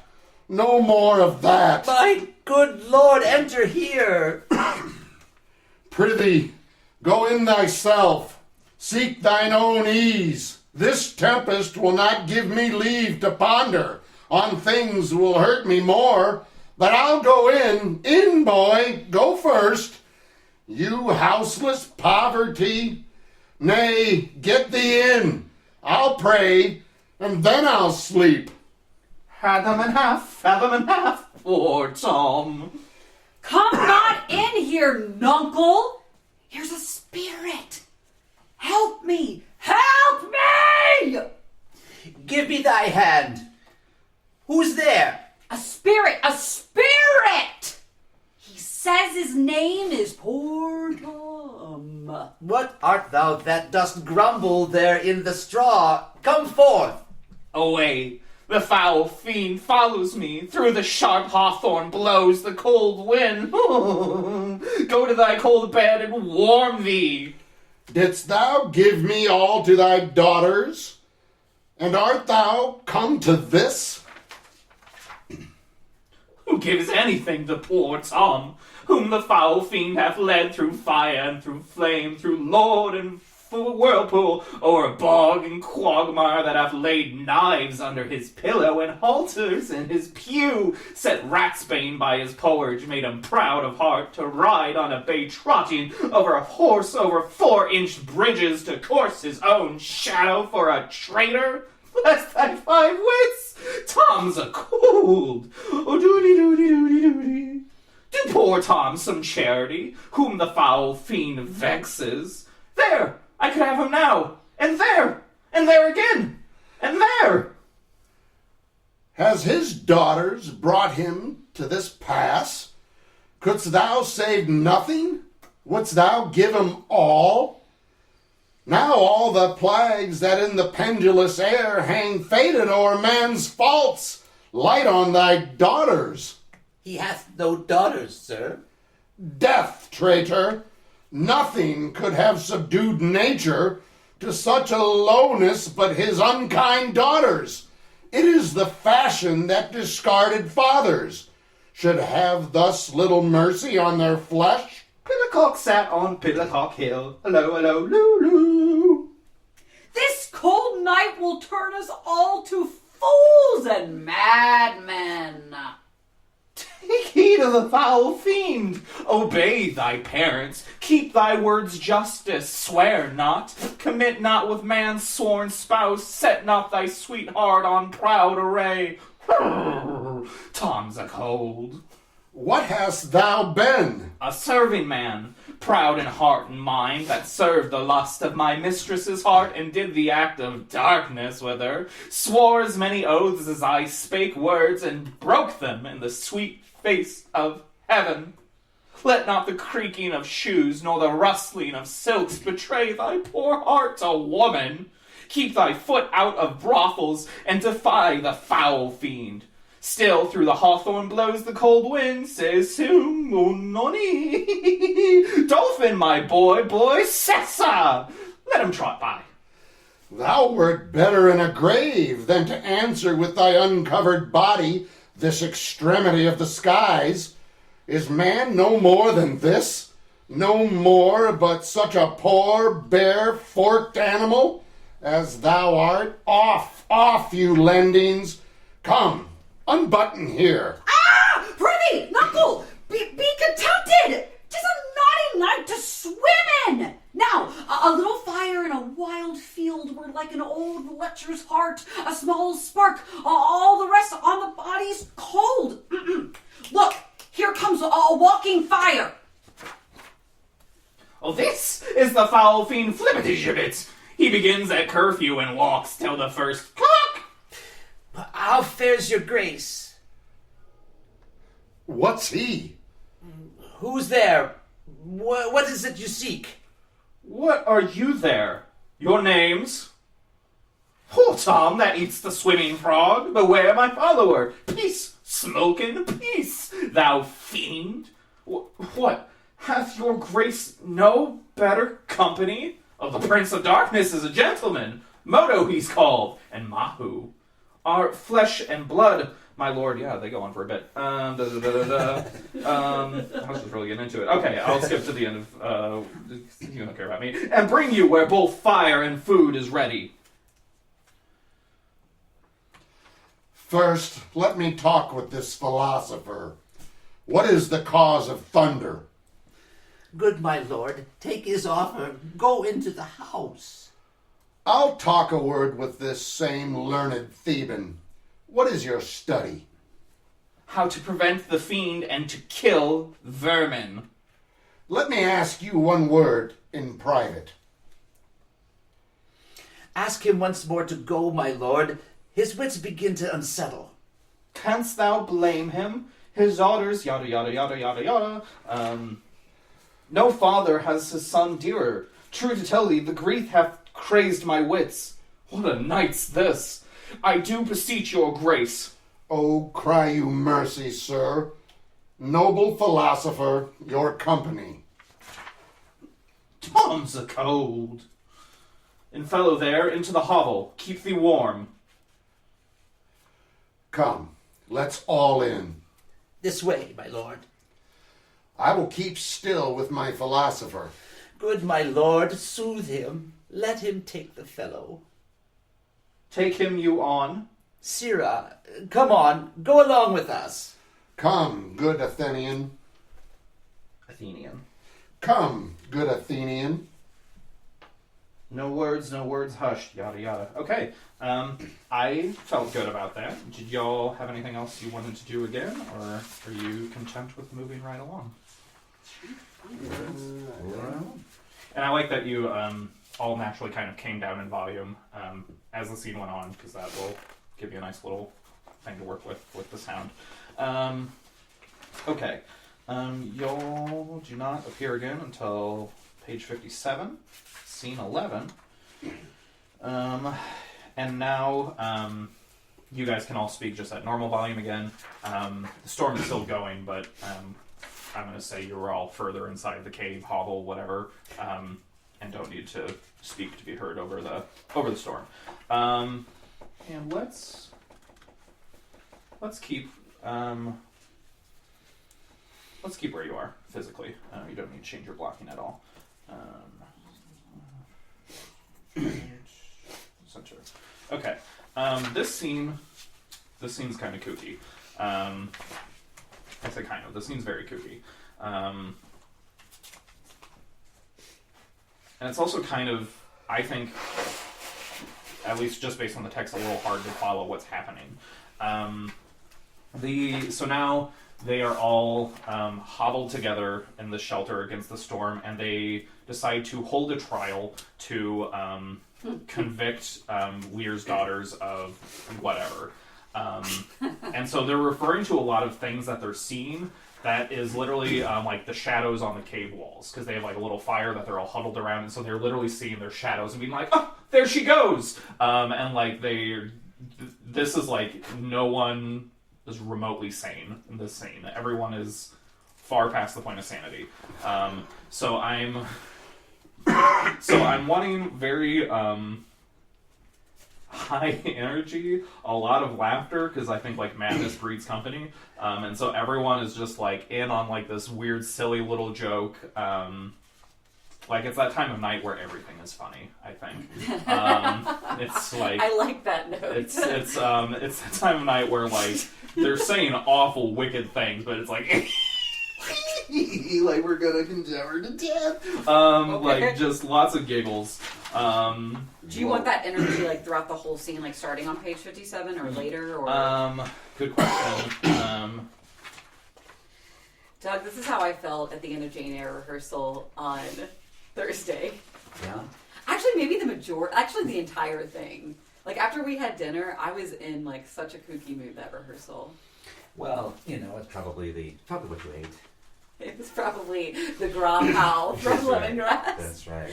But yeah, I just, like... Or the fact that we were silly at dinner. We were, yeah, so I just, like, came into that rehearsal just ridiculous. Yeah, you were saying no to It's Gloucester and Kent. Yeah, Gloucester and Kent drop them off, and I'm like, okay, we're gonna go get help. You all stay here, right? Because Kent's with them, right? Kent is with them. Kent, you're not quite as in on the chuckles as everyone else because you still are of sane mind. You're just like, what is going on? And so Gloucester drops you all off and is like, I'm gonna go get help. Stay here. But the two of you can be very high energy. Okay, so let's second verse, same as the first. Let's just start going through it. Here is better than the open air. Take it thankfully. I will not be long from you. All the power of his wits had given way to his impatience. The gods reward your kindness. Fratoretto calls me and tells me Nero is an angler in the lake of darkness. Pray, innocent, and beware the foul fiend. He's mad that trusts in the tameness of a wolf, a horse's health, a baby's love, a whore's oath. It shall be done. I will arraign them straight. Come, sit thou here, most learned justice. Thou sapient sir, sit here. Now, you she-foxes. Look where he stands and glares. Once thou eyes at trial, madam, come o'er the burn, Bessie, to me. Her boat hath a leg, and she must not spook. Why she dares not come over to thee. The foul fiend haunts poor Tom in the voice of a nightingale. Croak not, black angel. I have no food for thee. How do you do, sir? Stand you not so amazed. Will you lie down and rest upon the cushions? I'll see their trial first. Bring in their evidence. Thou robbed man of justice, take thy place. And thou, his yoke fellow of equity, bench by his side. You are over there, commission. Sit you too. Let us deal justly. Purr, the cat is gray. Arraign her first. 'Tis goneril. I here take my oath before this honorable assembly. Kicked the poor king her father. Come hither, mistress. Is your name Goneril? She cannot deny it. Cry you mercy, I took you for a stool. And here's another whose warped looks proclaim what store her heart is made on. Stop her there, false justicer. Why hast thou let her escape? Bless thy 5 wits. Oh, pity, sir. Where is the patience now that you so oft boasted to retain? The little dogs and all, Tray, Blanche, and Sweetheart. See? They bark at me. Tom will throw his head at them. Avaunt you, curs! Poor Tom, thy horn is dry. Let them anatomize Regan. See what breeds about her heart. Is there any cause in nature that make these hard hearts? You, sir, I entertain for one of my 100. Only I do not like the fashion of your garments. Now, good my lord, lie here and rest a while. Make no noise. Make no noise. Draw the curtains. So we'll go to supper in the morning. Shh, and I'll go to bed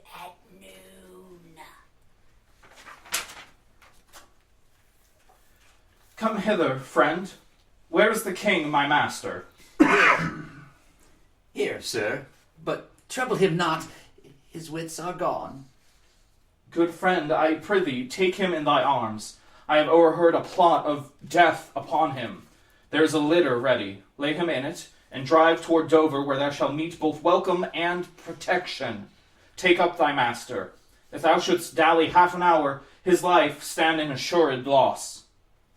Oppressed nature sleeps. Come, help to bear thy master. Thou must not stay behind.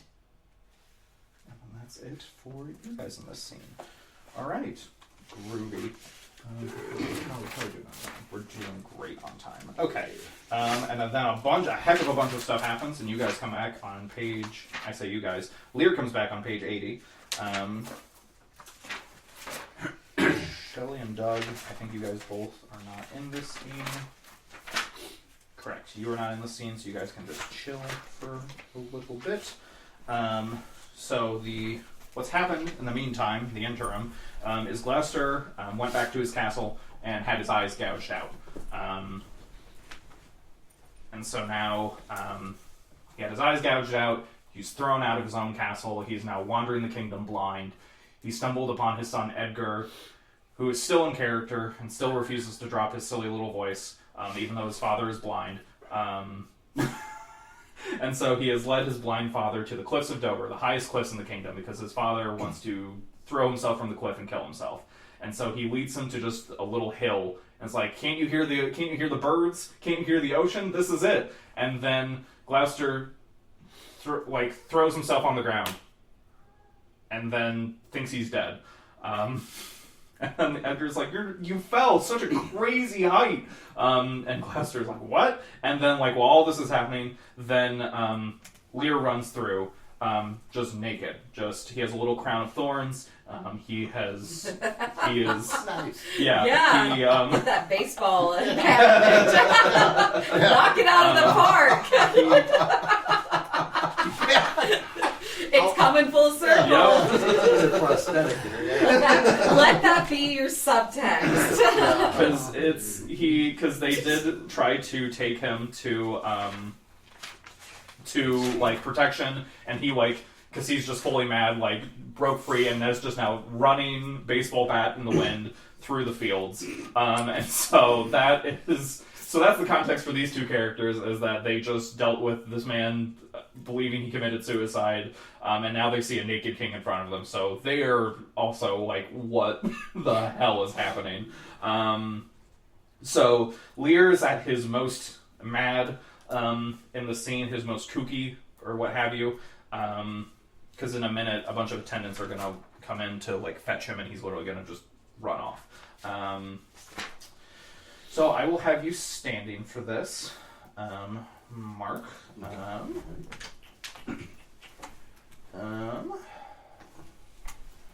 And where do I want you? I will have you stand stage right, since you're not of right mind. Thank you. Oh, I got it. Doug, stop being a dick. It's Alex. We have a thing. I don't need I know. No. I'm not surprised. It's a thing we have. It's a love thing. Okay, I think that is... Or no, I lied. I misled you, Mark. Okay. I'm going to have you start off stage left, and then when you exit, you will exit off past the microphone stage right. All right. I misled you. I'm sorry.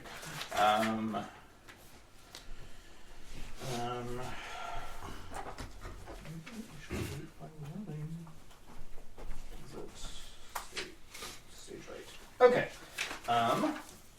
So I will, page 80, I'll give you your cue, and then we'll just start going through. Where do I exit at? Great question. You exit the bottom of 82. Then there's life in it. Come and you get it. You shall get it by running. Saw, saw, saw, saw. Okay. Yep. He's just in a silly, goofy little mood. He's lost his kingdom. He's lost his daughters. He is not doing well. He lost his mind. Yep. He lost his cookie. Alrighty. And So try to portray a mad state of mind here. oh, absolutely. I have to say something. Okay, I please. something just hit me. I'm real pumped now. All right. Explains this whole. Okay, so from page 80, bear free and patient thoughts. But who comes here? No, they cannot touch me for coining. I am the king himself. Oh, thou side-piercing sight! I know that voice. Ha! Goneril with a white beard. They flattered me like a dog and told me I had the white hairs in my beard ere the black ones were there. To say I and no to everything that I said I and no to was no good divinity. When the rain came to wet me once and the wind to make me chatter, when the thunder would not peace at my bidding, there I found 'em, there I smelt 'em out. They are not men of their words. They told me I was everything. 'Tis a lie. Trick of that voice I do well remember. Is it not the king? Aye, every inch a king. When I do stare, see how the subject quakes. I pardon that man's life. What was the cause? Adultery? Thou shalt not die. Die for adultery? No. Let copulation thrive. For Gloucester's bastard son was kinder to his father than my daughters has got between the lawful sheets. There's hell, there's darkness, there is the sulphurous pit, burning, scalding stench, consumption, fie, fie, fie, pah, pah! Good apothecary, sweeten my imagination.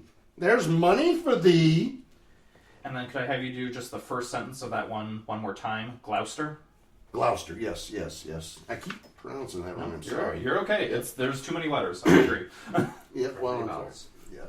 Let copulation thrive, for Gloucester's bastard son was kinder to his father than my daughters got between the lawful sheets. There's hell, there's darkness, there is the sulphurous pit, burning, scalding, stench, consumption. Fie, fie, fie, pah, pah, good apothecary, sweeten my imagination.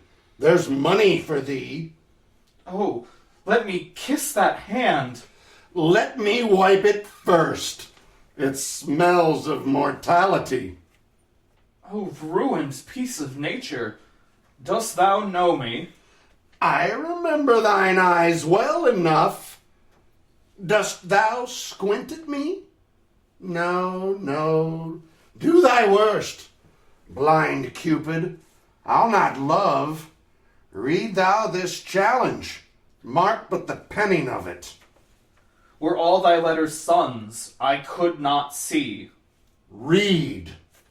What, with the case of eyes? Oh ho! Are you there with me? No eyes in your head? No money in your purse? Your eyes are in a heavy case, your purse in a light. Yet you see how this world goes. I see it feelingly.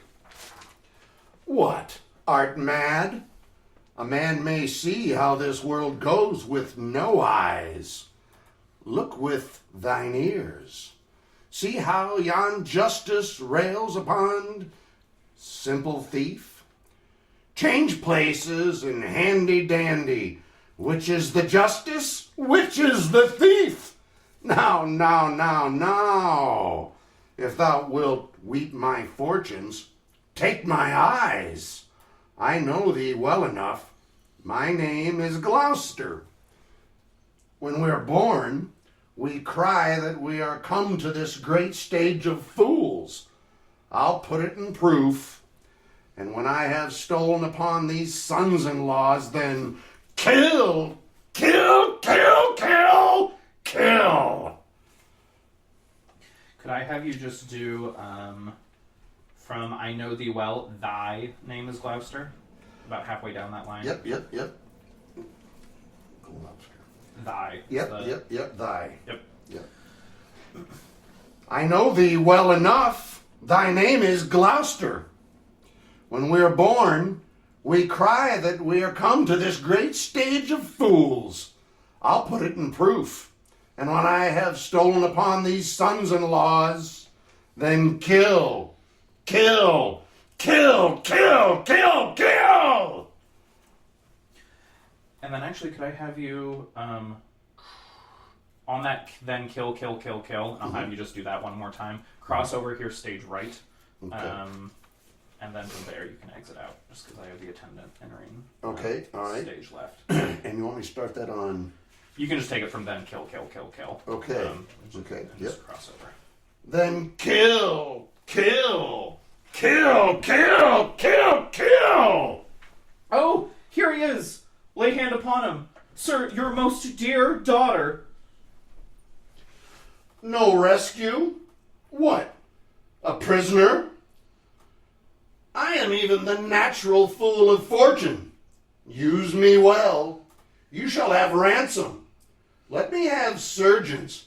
I am cut to the brains. You shall have anything.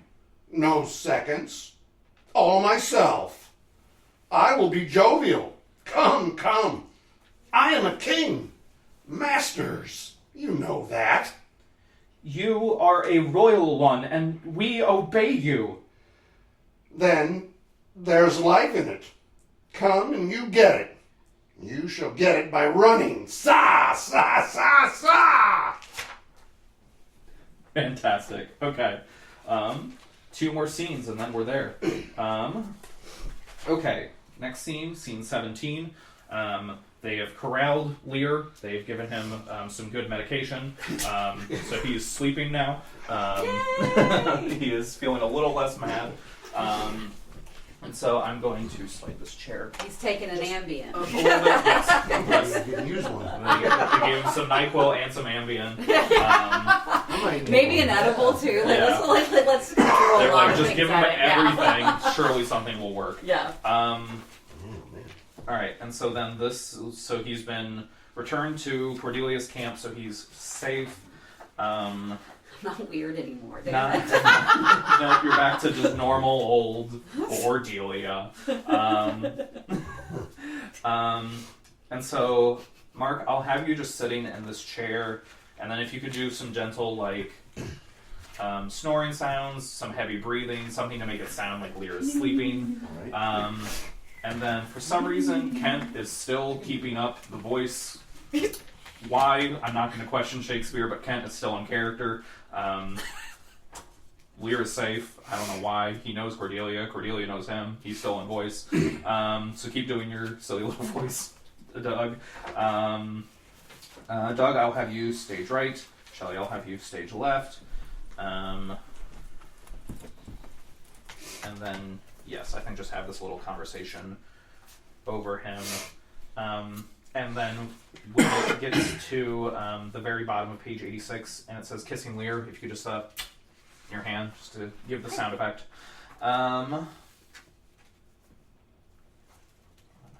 Stage direction. I'm sure you'll read it out of spite. I don't be doing it on the spot. I just get committed, Yeah, Alex. you'll find it, I'm sure. Yeah, I will. Well, you know, it's gonna be the. Okay, I don't think I have a line in this scene, do I not? I don't, it's just the 3 of you. Alright, so whenever you're ready, take it away. My lines at this point, though, are fairly calm and Yes, docile. yes, Okay. you're waking up from a really bad dream, basically. Okay. So you are now back down. Okay. You're back down on Earth where you started off. Okay. Basically the first couple of pages. Mhm. Can she see me? Does she know it's safe to open the... Hold on.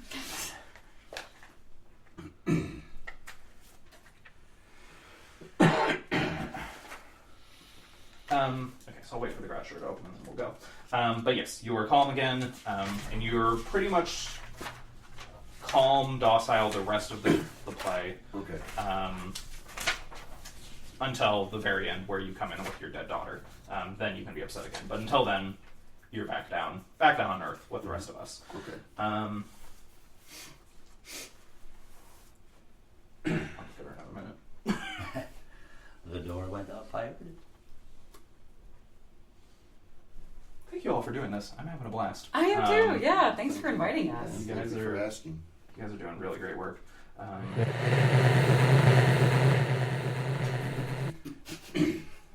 I can't complete that. Okay. O thou good Kent, how shall I live and work to match thy goodness? My life will be too short, and every measure fall me. To be acknowledged, madam, is o'erpaid. Be better suited.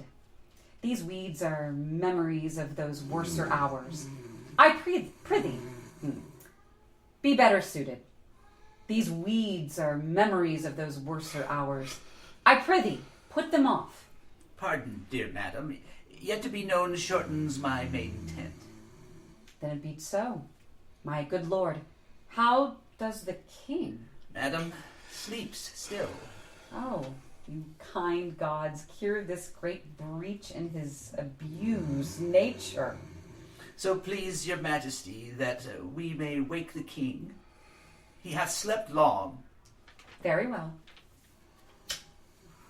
Oh, dear father, restoration hang thy medicine on thy lips, and let this kiss repair those violent harms that my two sisters have made. Was this a face to be opposed against the jarring winds? To stand against the deep, dread, bolted thunder in the most terrible and nimble stroke of quick cross lightning? To watch with this thin helm? Mine enemy's dog, though he had bit me, should have stood that night against my fire. And wast thou fain, poor father, to hovel thee with swine and rogues forlorn in short and musty straw?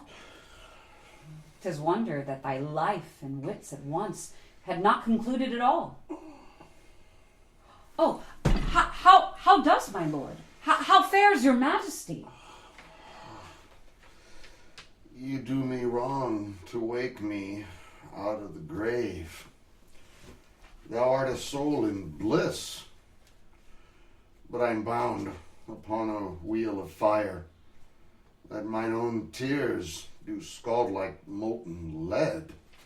Sir, do you know me? You are a spirit. I know. Where did you die?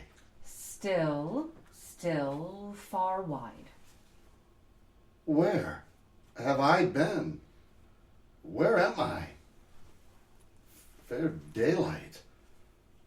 I know not what to say. I will not swear these are my hands. Let's see. I feel this pinprick. And then, Oh. I'm sorry, could I have you do that line just one more time, Mark? I will swear these are not my hands. Let's see. Because you pinch yourself. Just Okay. give a little Okay. pinch noise. Okay. So just do that one more time. Okay. I will swear not. I'm sorry. I will not swear these are my hands. Let's see. I feel this pinprick. Oh, look upon me, sir, and hold your hand in benediction o'er me. No, sir, you must not kneel. Pray, do not mock. I am a very foolish, fond old man, 80 and upward. And to deal plainly, I fear I am not in my perfect mind. Methinks I should know you, and know this man, yet I am doubtful, for I am mainly ignorant what place this is. And all this skill I have remembers not these garments, nor I know not where I did lodge last night. Do not laugh at me, for as I am a man, I think this lady to be my child, Cordelia. And so I am. I am. Be your tears wet? Yes, Faith. I pray not weep. If you have poison for me, I will drink it. I know you do not love me, for your sisters have, as I do remember, done me wrong. You have some cause. They have not. No cause. No cause. Am I in France? In your own kingdom, sir. Do not abuse me. Will it please your highness walk? You must bear with me. Pray now. Forget and forgive. I am old and foolish. Really good. Could I have you do the on 88 the pray do not mock just one more time? Not because you did it poorly, because I heard a cat screaming for a good chunk of it. There was a cat. So I'm going to go downstairs so that doesn't happen. thank you very much. We love you, Sydney. So just do it again as you did it, just so I can get it clean. Where is that at? 88 It's number 88. This one. 88. pray do not mock. Oh, okay. Yep, okay. just do that whole one for me again, and then we'll move on. That to the- whole paragraph? Yep. Okay. Pray do not mock. I am a very foolish, fond old man, 80 and upward. And to deal plainly, I fear I am not in my perfect mind.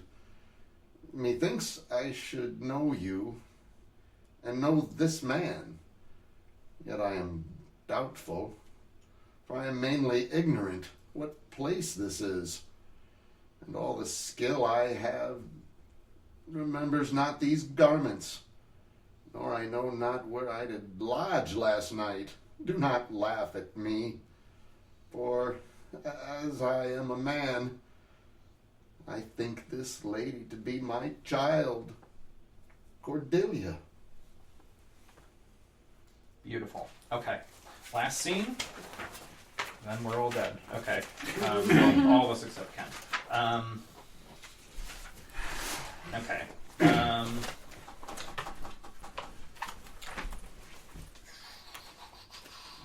I will have both Cordelia and Lear stage left over here, because Edmund is now in center because he's reserved control over everything.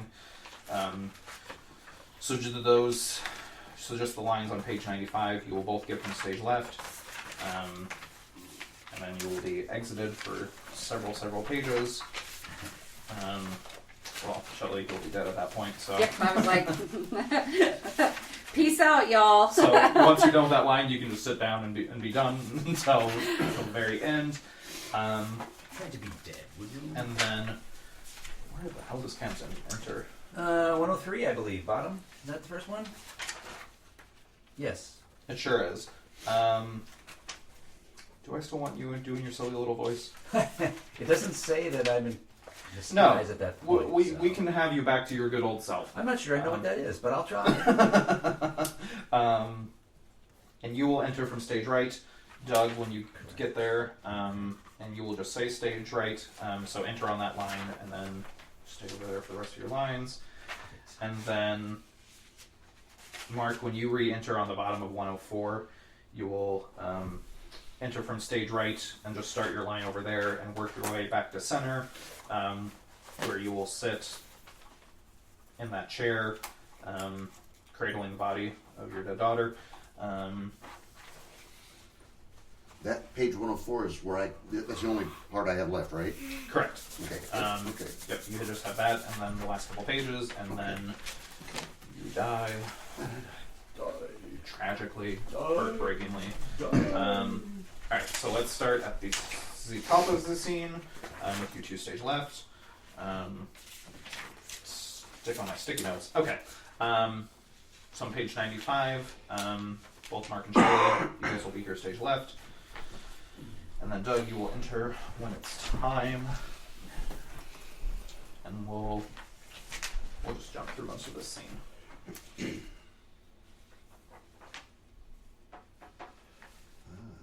Okay. 95? Yep.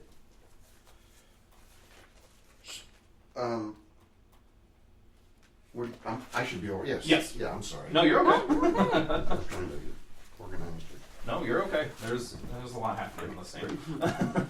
And then I exit on where at or what part? I won't have you guys exit within your lines. Okay. So just do your three Hang tight. lines. Okay. 3 lines from here. Got it. And then we will jump way ahead to when Doug enters. 'Cause you don't need to hear me do like 6 or 7 different voices. And I'm assuming you want me to like just go full out with this death, right? Like Yeah. you want me to just cut? No, I'm just kidding. No, I'm so sorry. I'm this is a bad joke. Okay. So you want me? Yeah, like as I've got a moment. You know, yeah. I want to use the medium of modern dance, but I do realize that It is an audio medium. So I will try to capture Let's that. move to the kitchen, and you could be tapped. Oh, great! No, that's a brilliant idea. Cornelius tap dance death. God, yeah. Paradiddle, stomp, paradiddle. Oh. There's not enough trenches in Shakespeare. And then you come out with those flags, the American flags. Rip off the made in China. Yeah, I was gonna say, did you say the made in China? Shaking your daughter's dead, but she did slay right before she did. Yeah, she did. Okay, sashay away. That's the way I want to go. 0, yeah. With a big musical number. That's right. All right. All right. Shut off the cannon at the end. All right. Solemn. Okay. Officers, take them away. We are not the first who with best meaning have incurred the worst. For thee, I am cast down. No. Come, let's away to prison. We two alone will sing like birds in the cage. When thou doest ask me blessing, I'll kneel down and ask thee forgiveness. So we'll live and pray and sing and tell old tales and laugh at gilded butterflies and hear poor rogues talk of court news. And we'll talk with them too. Who loses and who wins, who's in, who's out, and take upons the mystery of things as if we're God's spies, and we'll wear out in a walled prison packs and sects of great ones that ebb and flow by the moon. Take them away. Upon such sacrifices, my Cordelia, wipe thine eyes. The good years shall devour them, flesh and fell, ere they shall make us weep. We'll see 'em starved first. Come. Good. And Mark, could I actually have you do the no, that whole line just one more time? I heard a car drive by. I want to make sure I get Okay. a clean version. Yeah. But you did it very well. Alrighty. No. Come, let's away to prison. We two alone will sing like birds in the cage. When thou dost ask me blessing, I'll kneel down and ask of thee forgiveness. So we'll live and pray and sing and tell old tales and laugh at gilded butterflies and hear poor rogues talk of court news. And we'll talk with them too.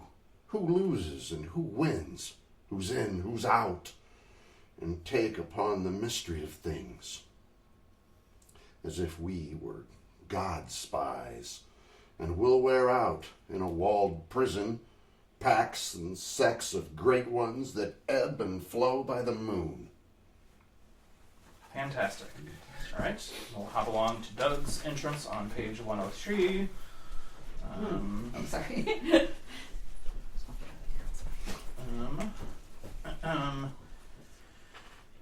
Here comes Kent. I am come to bid thy king. Excuse me, not thy, it's mine.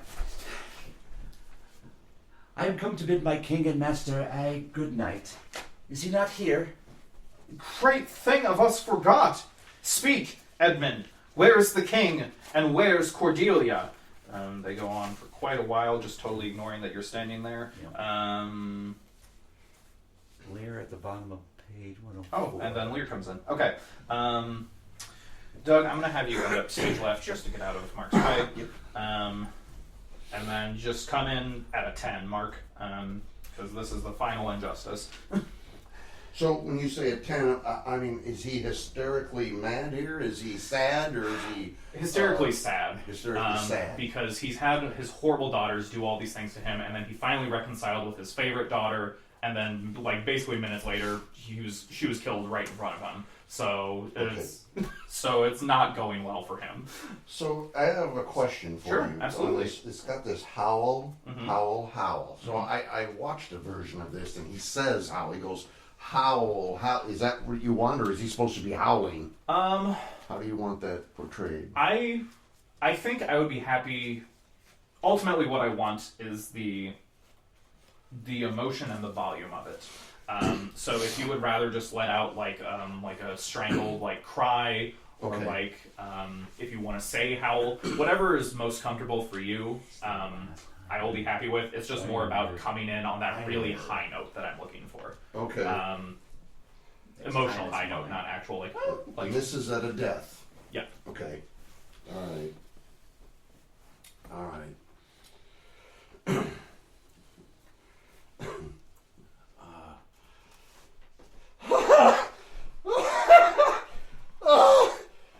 Oh, you are men of stones.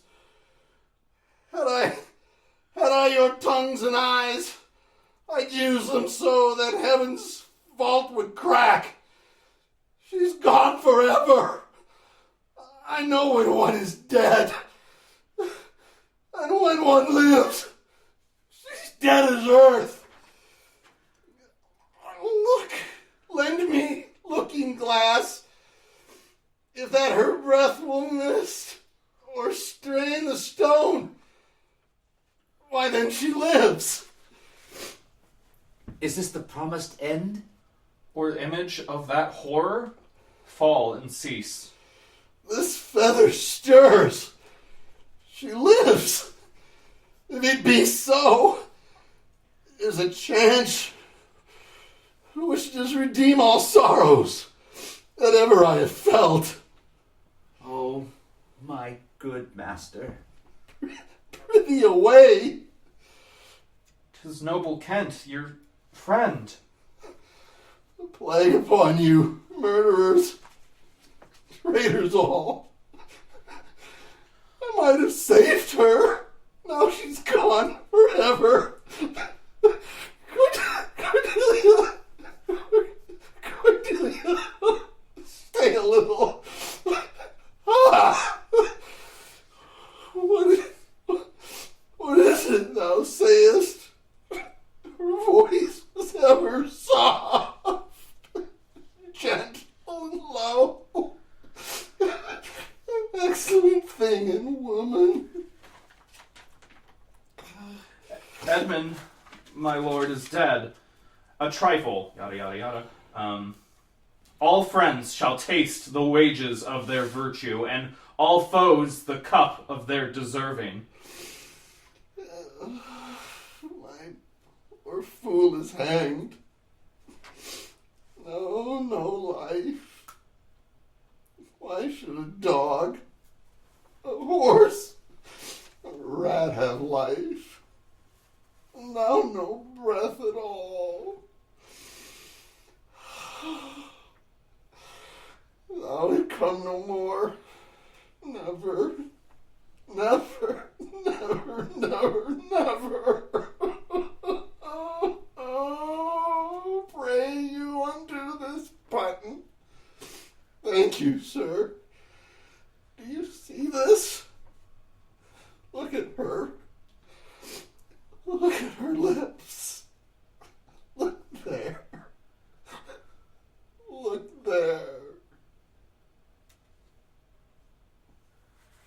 Okay, Okay, Mark, you just answered a question for me. I had this epilogue where I was going back and forth about wanting to include, but you made my decision. Yep. I want to end on Lear's death. So that's it. It was really sad. That was incredible, Mark. God Yeah. damn. Yeah. First take too. I could not do that. Hats off to you, sir. That was really well done. Yeah. Whew. Okay. I just have one last thing that I need from the three of you, and then you two will be done, and then I'll just hold you, Shelley, for just a few more minutes to do that prophecy. And so the thing I'm wanting to do, my fancy little artsy-fartsy conceit, is... What is your eye roll problem? Like, I don't understand what your attitude issues are. Oh, well. You and I both do not have enough of life left to go over all that, but... All I did was move his damn Perhaps you could get microphone. crib notes from my therapist. Okay. Well, he's moving his If I had mics, one. and all you had to do is roll. I You didn't. did. I You rolled did. your eyes. I'm sorry You that had my a- eyes looked from one place to the other. I'll try to keep them fixed from now on. All right. You good. should talk, you should talk, because there again, every time I go through my house and your poster is there and I go, "Good morning, Shelley, how And are I you?" go- And she's like, and I'm like, "Okay, I deserve the eye roll, fine." I mean, I know it's not supposed to be an eye roll, but it's an eye roll. I know it is, Doug. You would know how to spot it. Sorry.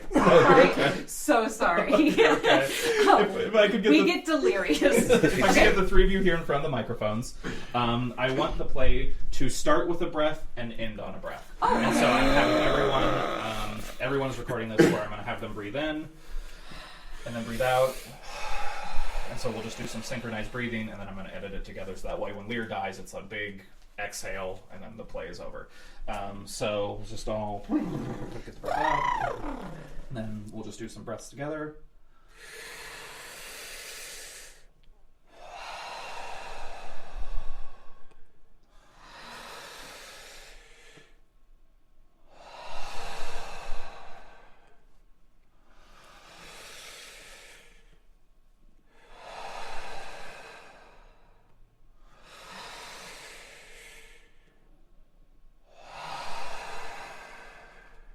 Okay, and we're done with the two of you gentlemen. I know. I'm Little like, lightheaded. all Too much right. oxygen.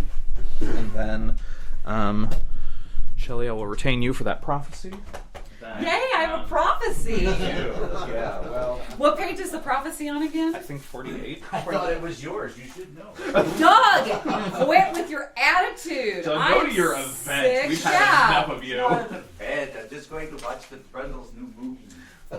Well, you go watch a movie. She's not like my friends. I said, I have a podcast. Fantastic. Thank you so much. You really did a great job. I love it, though. I Doug, appreciate I you think showing it's up and awesome. not blowing it out of the park. I have Good. Oh, thank friends you. who do cool things. Doug, It'll in be all months seriousness, before you sound it's awesome all on ready. Shakespeare, so I need But you when to it get is, rid I of will whatever send that an teaches in email your head with that you can't do where it. how to listen to it. Thank There's you. a wealth No, of thank information you. on the internet, including a bunch of partners right now. Absolutely. Oh, that's what I'm saying here. That's what you're supposed to. I mean, like, Right. I wrote, like, I mean, when Thank I you. passed it, I I had a note appreciate for you showing up Shakespeare because that I you really are just Yeah. you were perfect for it. Because some of this- I would not have done it had you not agreed. Whatever, but Because I don't know who You have a really who I good- could have yeah. gotten that would have done it like you did. You killed it. Thank you. I appreciate it. Yeah. It was such a pleasure. It was such a pleasure. We see you on the boards, man. Somewhere. You know, there's plenty of boards around. So. All right, guys. All right, see ya. Bye. Have a great day. You too. All right, so talk to me. What do you want for this? So I don't want the loud volume.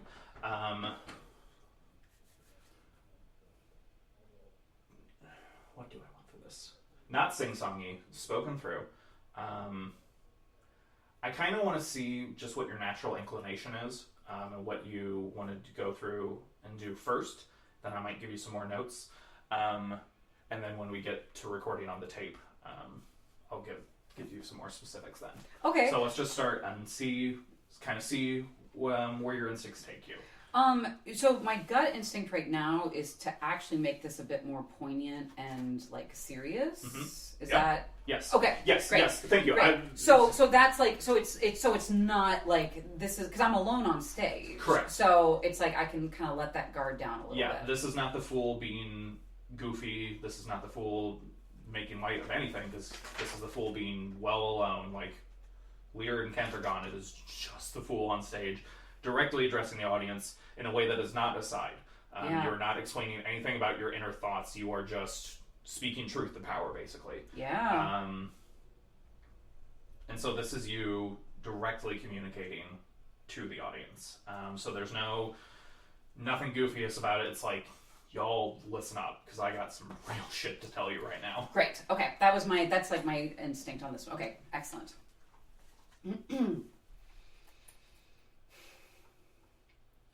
When priests are more in word than matter, when brewers mar their malt with water, when nobles are their tailors' tutors, nor heretics burned but wenches' suitors, when every case in law is right, no squire in debt, nor no poor knight, when slanders do not live in tongues, nor cut purses come not to throngs, when usherers tell their gold in the field, and bawds and whores do churches build, then shall the realm of Albion come to great confusion. Then comes the time. Who lives to see it? That going shall be used with feet. This prophecy Merlin shall make, for I live before his time. And then if you could give me a fossil on me, you're more musically inclined, so you'll know better than me what those notes are. Oh, okay. I'm actually terrible at solfege, but I'll make something up. Yeah, that's okay. I was because, like, and the reason I put that in there, that's not from that's not from Shakespeare per se. Edmund has that little. He sings that at one point. And so I just want to kind of echo back to Edmund using it, so I'm reusing it. Oh, awesome. Here. Yeah, can do. And then I think I struggle with see it and feet. Part of me almost wants to have you say fiat, but that doesn't make sense. Hold on, let me consult my... Yeah. And then, and correct I was kind of, so it's nor cut purses? Is that correct? And Correct. then Albion. Albion. Okay. Yeah, So I was like, I have a feeling I'm pronouncing that wrong. Okay. Albion was the name of like the United Kingdom before it was like England or the UK. That was like how they referred to the land. Okay, Albion. got it. Looking at my funky little edition. When does this happen within the full text? God, the show is so long. Okay. It is. That's yet another reason it's not staged very often, is because it's just a marathon unless you make cuts.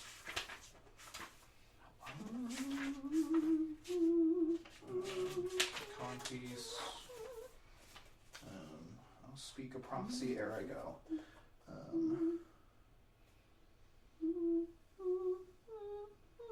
Okay, that's right. Because this is a very fancy edition of King Lear, which has more footnotes than actual text per page. Oh, wow. So okay, here's here's a whole little thing that I will just very quickly read about the prophecy and the academic context. Excellent. Yeah, no, that's helpful. It was not in the Quarto originally. This prophecy foregrounds the fool and gives him another direct address to the audience, as in the end of 1-5. In the folio, the fool becomes much more of a general satirical commentator than he is in the Quarto. See introduction, yada yada. Some think this speech is irrelevant and not by Shakespeare, but it has been strongly defended as authentic by Kerrigan and Taylor. The first part of the prophecy relates riddlingly to the abuses of age, priests concerned with words, not substance, brewers diluting their beer with water, nobles devoting themselves to the latest fashions, lovers burned by syphilis. The second part describes an ideal that will never come, the opposite of what was in fact happening daily in England. The promise of confusion is ironically appropriate to the first part of the prophecy, while the promise of good sense prevailing, people using their feet to walk on, is more appropriate to the utopian images of the second. Many editors, including Cam, therefore accept Warburton's proposal and move It is a deliberately confusing parody of a tradition of Merlin-esque prophecies predicting downfall for a state. This is fun. The first 6 lines echo Pseudo-Chaucian verses printed in William Thane's edition of Chaucer.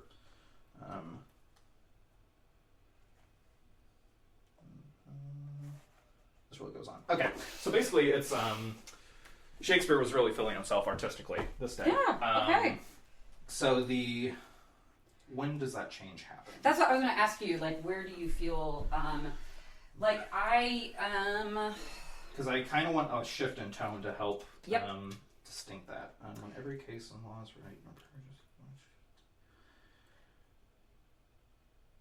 Would it be like no squire and debt, no, and then here? Because it's like with the semicolon, there's like a new thought. Because like with all these commas and stuff, that's a thought, or like that. I think the first semicolon is where we see that first change. Okay. So it starts off rough. Second change is like the ideal, and then that final semicolon where we get that couplet is where the two ideas conflate on each other. And maybe we can try it as simple as you reuse the tone from the first part for the first line, and the tone for the second part for the second line. Okay. And then give me some words for tones that you want. Just like, yeah, and I'll write them in, and we can. I'm thinking almost kind of as a chant where you like really hit the nouns. When priests are more in word than matter, when brewers mar their malt with water, like the nouns and the rhymes are the really important part. So it like starts, so it like go bum ba bum ba bum ba ba bum ba bum ba bum ba. Okay. Because this is really, I mean, you could argue all Shakespeare's dance, but this in particular is really. It's I was like, there's a lot going on here. Yep. And so I want it to almost kind of feel like I'm thinking of double, toil and trouble, like almost like an incantation of sorts. Okay. And then you break out of that at the end. This prophecy Merlin shall make, for I live before his time. So it's kind of like an almost rhythmic sort of, again, not a song, but like there's like a pace to it. Gotcha. And then when you get out of it, you break out of that. And so for the first part, like after night, what kind? I mean, like I can still keep up with the like accenting the nouns, but do you want do you want to keep the chant? Do you want me to change to something else, or? Good question. Slanders do not believe in tongues. I think let's just try it one way through first, where we keep the general flow and rhythm for the whole thing, and we just start with that differentiation of tone, and we see if that's enough to kind of chunk it up. Great. And if not, we can reevaluate. Okay. Okay. Yeah, that chant thing, that helps, and also like with all of those commas, that actually makes a lot more sense. Okay. When priests are more in word than matter, when brewers mar their malt with water, when nobles are their tailors' tutors, no heretics burn but wenches' suitors, when every case in law is right, no squire in debt, no nor poor knight, when slanders do not live in tongues, nor cut purses come not to throngs, when usherers tell their gold in the field, and bawds and whores and do churches build, then shall the realm of Albion come to the great confusion. Then comes the time who lives to see't, that going shall be used with feet. This prophecy Merlin shall make, for I live before his time.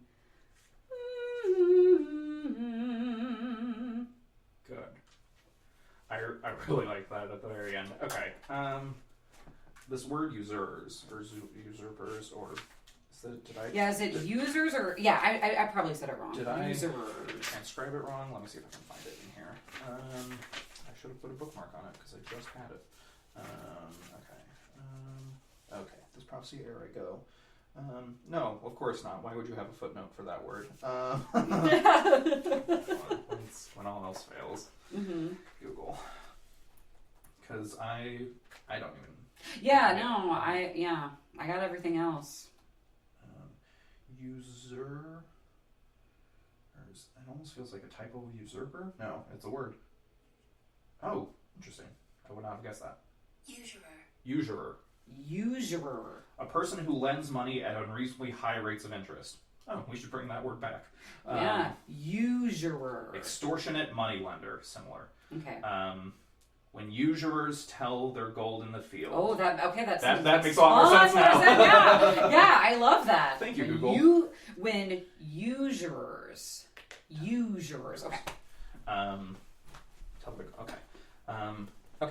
And then I think I want even more of a distinction of tone, where I liked where you started off very low, but then like slant into like a happy voice. So like when priests are more, for that one was good, but then when slanders do not live in tongues, and so like kind of coming up into a softer, almost through a smile tone. Gotcha. So like a cold tone and then a warm tone. Let's try it. Yeah. Let's try it that way. When priests are more in word than matter, when brewers mar their malt with water, when nobles are their tailors' tutors, no heretics burned but wenches' suitors, when every case in law is right, no squire in debt, nor no poor knight. When slanders do not live in tongues, nor cutpurses come not to throngs, when usurers tell their gold in the field. I'll fix that. Usurers. When usurers tell their gold in the field, and bawds and whores do churches build, then shall the realm of Albion come to the great confusion. Then comes the time who lives deceit, that going shall be used with feet. Okay, so the more I'm hearing it, the more it's starting to like kind of click. Okay. I like that a lot more. For me, the phrase that kind of, I don't know, just like keyed it open for me is, and bawds and whores do churches build. That's my fate, yeah. Almost kind of like a laugh or something, Sure. something to accentuate that line, because I think that kind of help keys in what really the fool is saying, is that like when like all these miracles happen, then we'll have a good world. When basically saying we're never gonna have a world. Yeah. Good old pessimistic Shakespeare. Although to be fair, I don't know where the book is. I read a fascinating book because we don't really know much about Shakespeare's life itself. This historian, wish I could remember his name. What he did is he looked at like the historical documents for like what was happening in the year of 1606, because in that year Shakespeare wrote Macbeth, King Lear, and Julius Caesar. I don't know, like 3 like back-to-back classics, and like so this historian was like, what was happening that year? And that was the year of the failed Guy Fawkes bombing. Oh. And so like every day Shakespeare would be walking to the Globe Theater, he would walk past the bridge, and on the bridge they had impaled the heads of traitors. So every day he would be walking past actual decapitated heads. And so I can see why he had a lot going on. Yeah, sure. Okay, interesting. So that's the historical context of this whole piece. That's fine. Yeah, that's fine. So yeah, okay, I think let's try it again one more time. Okay. I like that warm tone, or the cold tone and then the warm tone. And then when you break out into this prophecy Merlin shall make, not quite as much of a hard break, still kind of keep the rhythm, but not entirely. Does that make sense? Yep, that Kind of makes like sense. Pull it Yeah. back just a little bit, just so it's not quite as distinct. But let's do it again. Okay. When priests are more in word than matter, when brewers mar their malt with water, when nobles are their tailors' tutors, no heretics burned but wenches' suitors, when every case in law is right, no squire in debt, no nor poor knight, when slanders do not live in tongues, nor cut purses come not to throngs, when usurers tell their gold in the field, and bawd and whores do churches build, then shall the realm of Albion come to the great confusion. Then comes the time who lives to see it, that going shall be used with feet. This prophecy shall make, for I live before his time.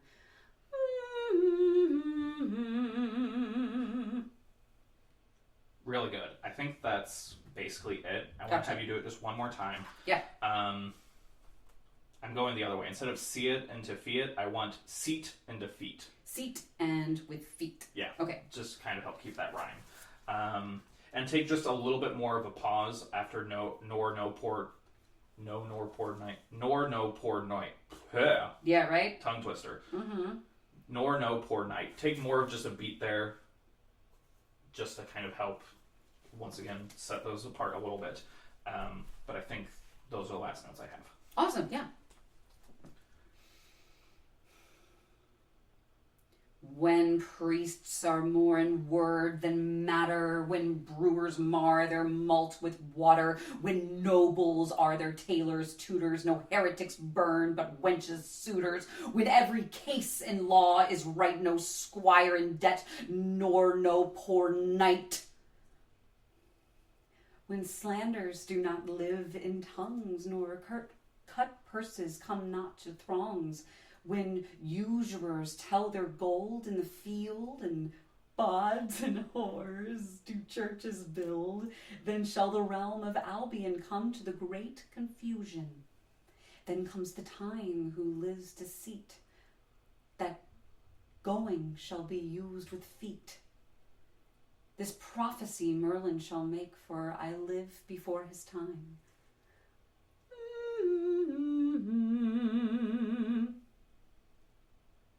Perfect. I'm going to have you just do the second bit one more time, when slanders do not live in tongues. Okay. Because I thought I heard a word trip up in there. So just do that chunk one more time, and I will be very happy. Perfect, okay. When slanders do not live in tongues, nor cut purses come not to throngs, when usurers tell their good... Oh, let me do that again. Yep. When slanderers do not live in tongues, nor cut purses come not to throngs, when usurers tell their gold in the field, and bawds and whores do churches build, then shall the realm of Albion come to great confusion. Then comes the time who lives to seat, that going shall be used with feet. This prophecy Merlin shall make, for I live before his time.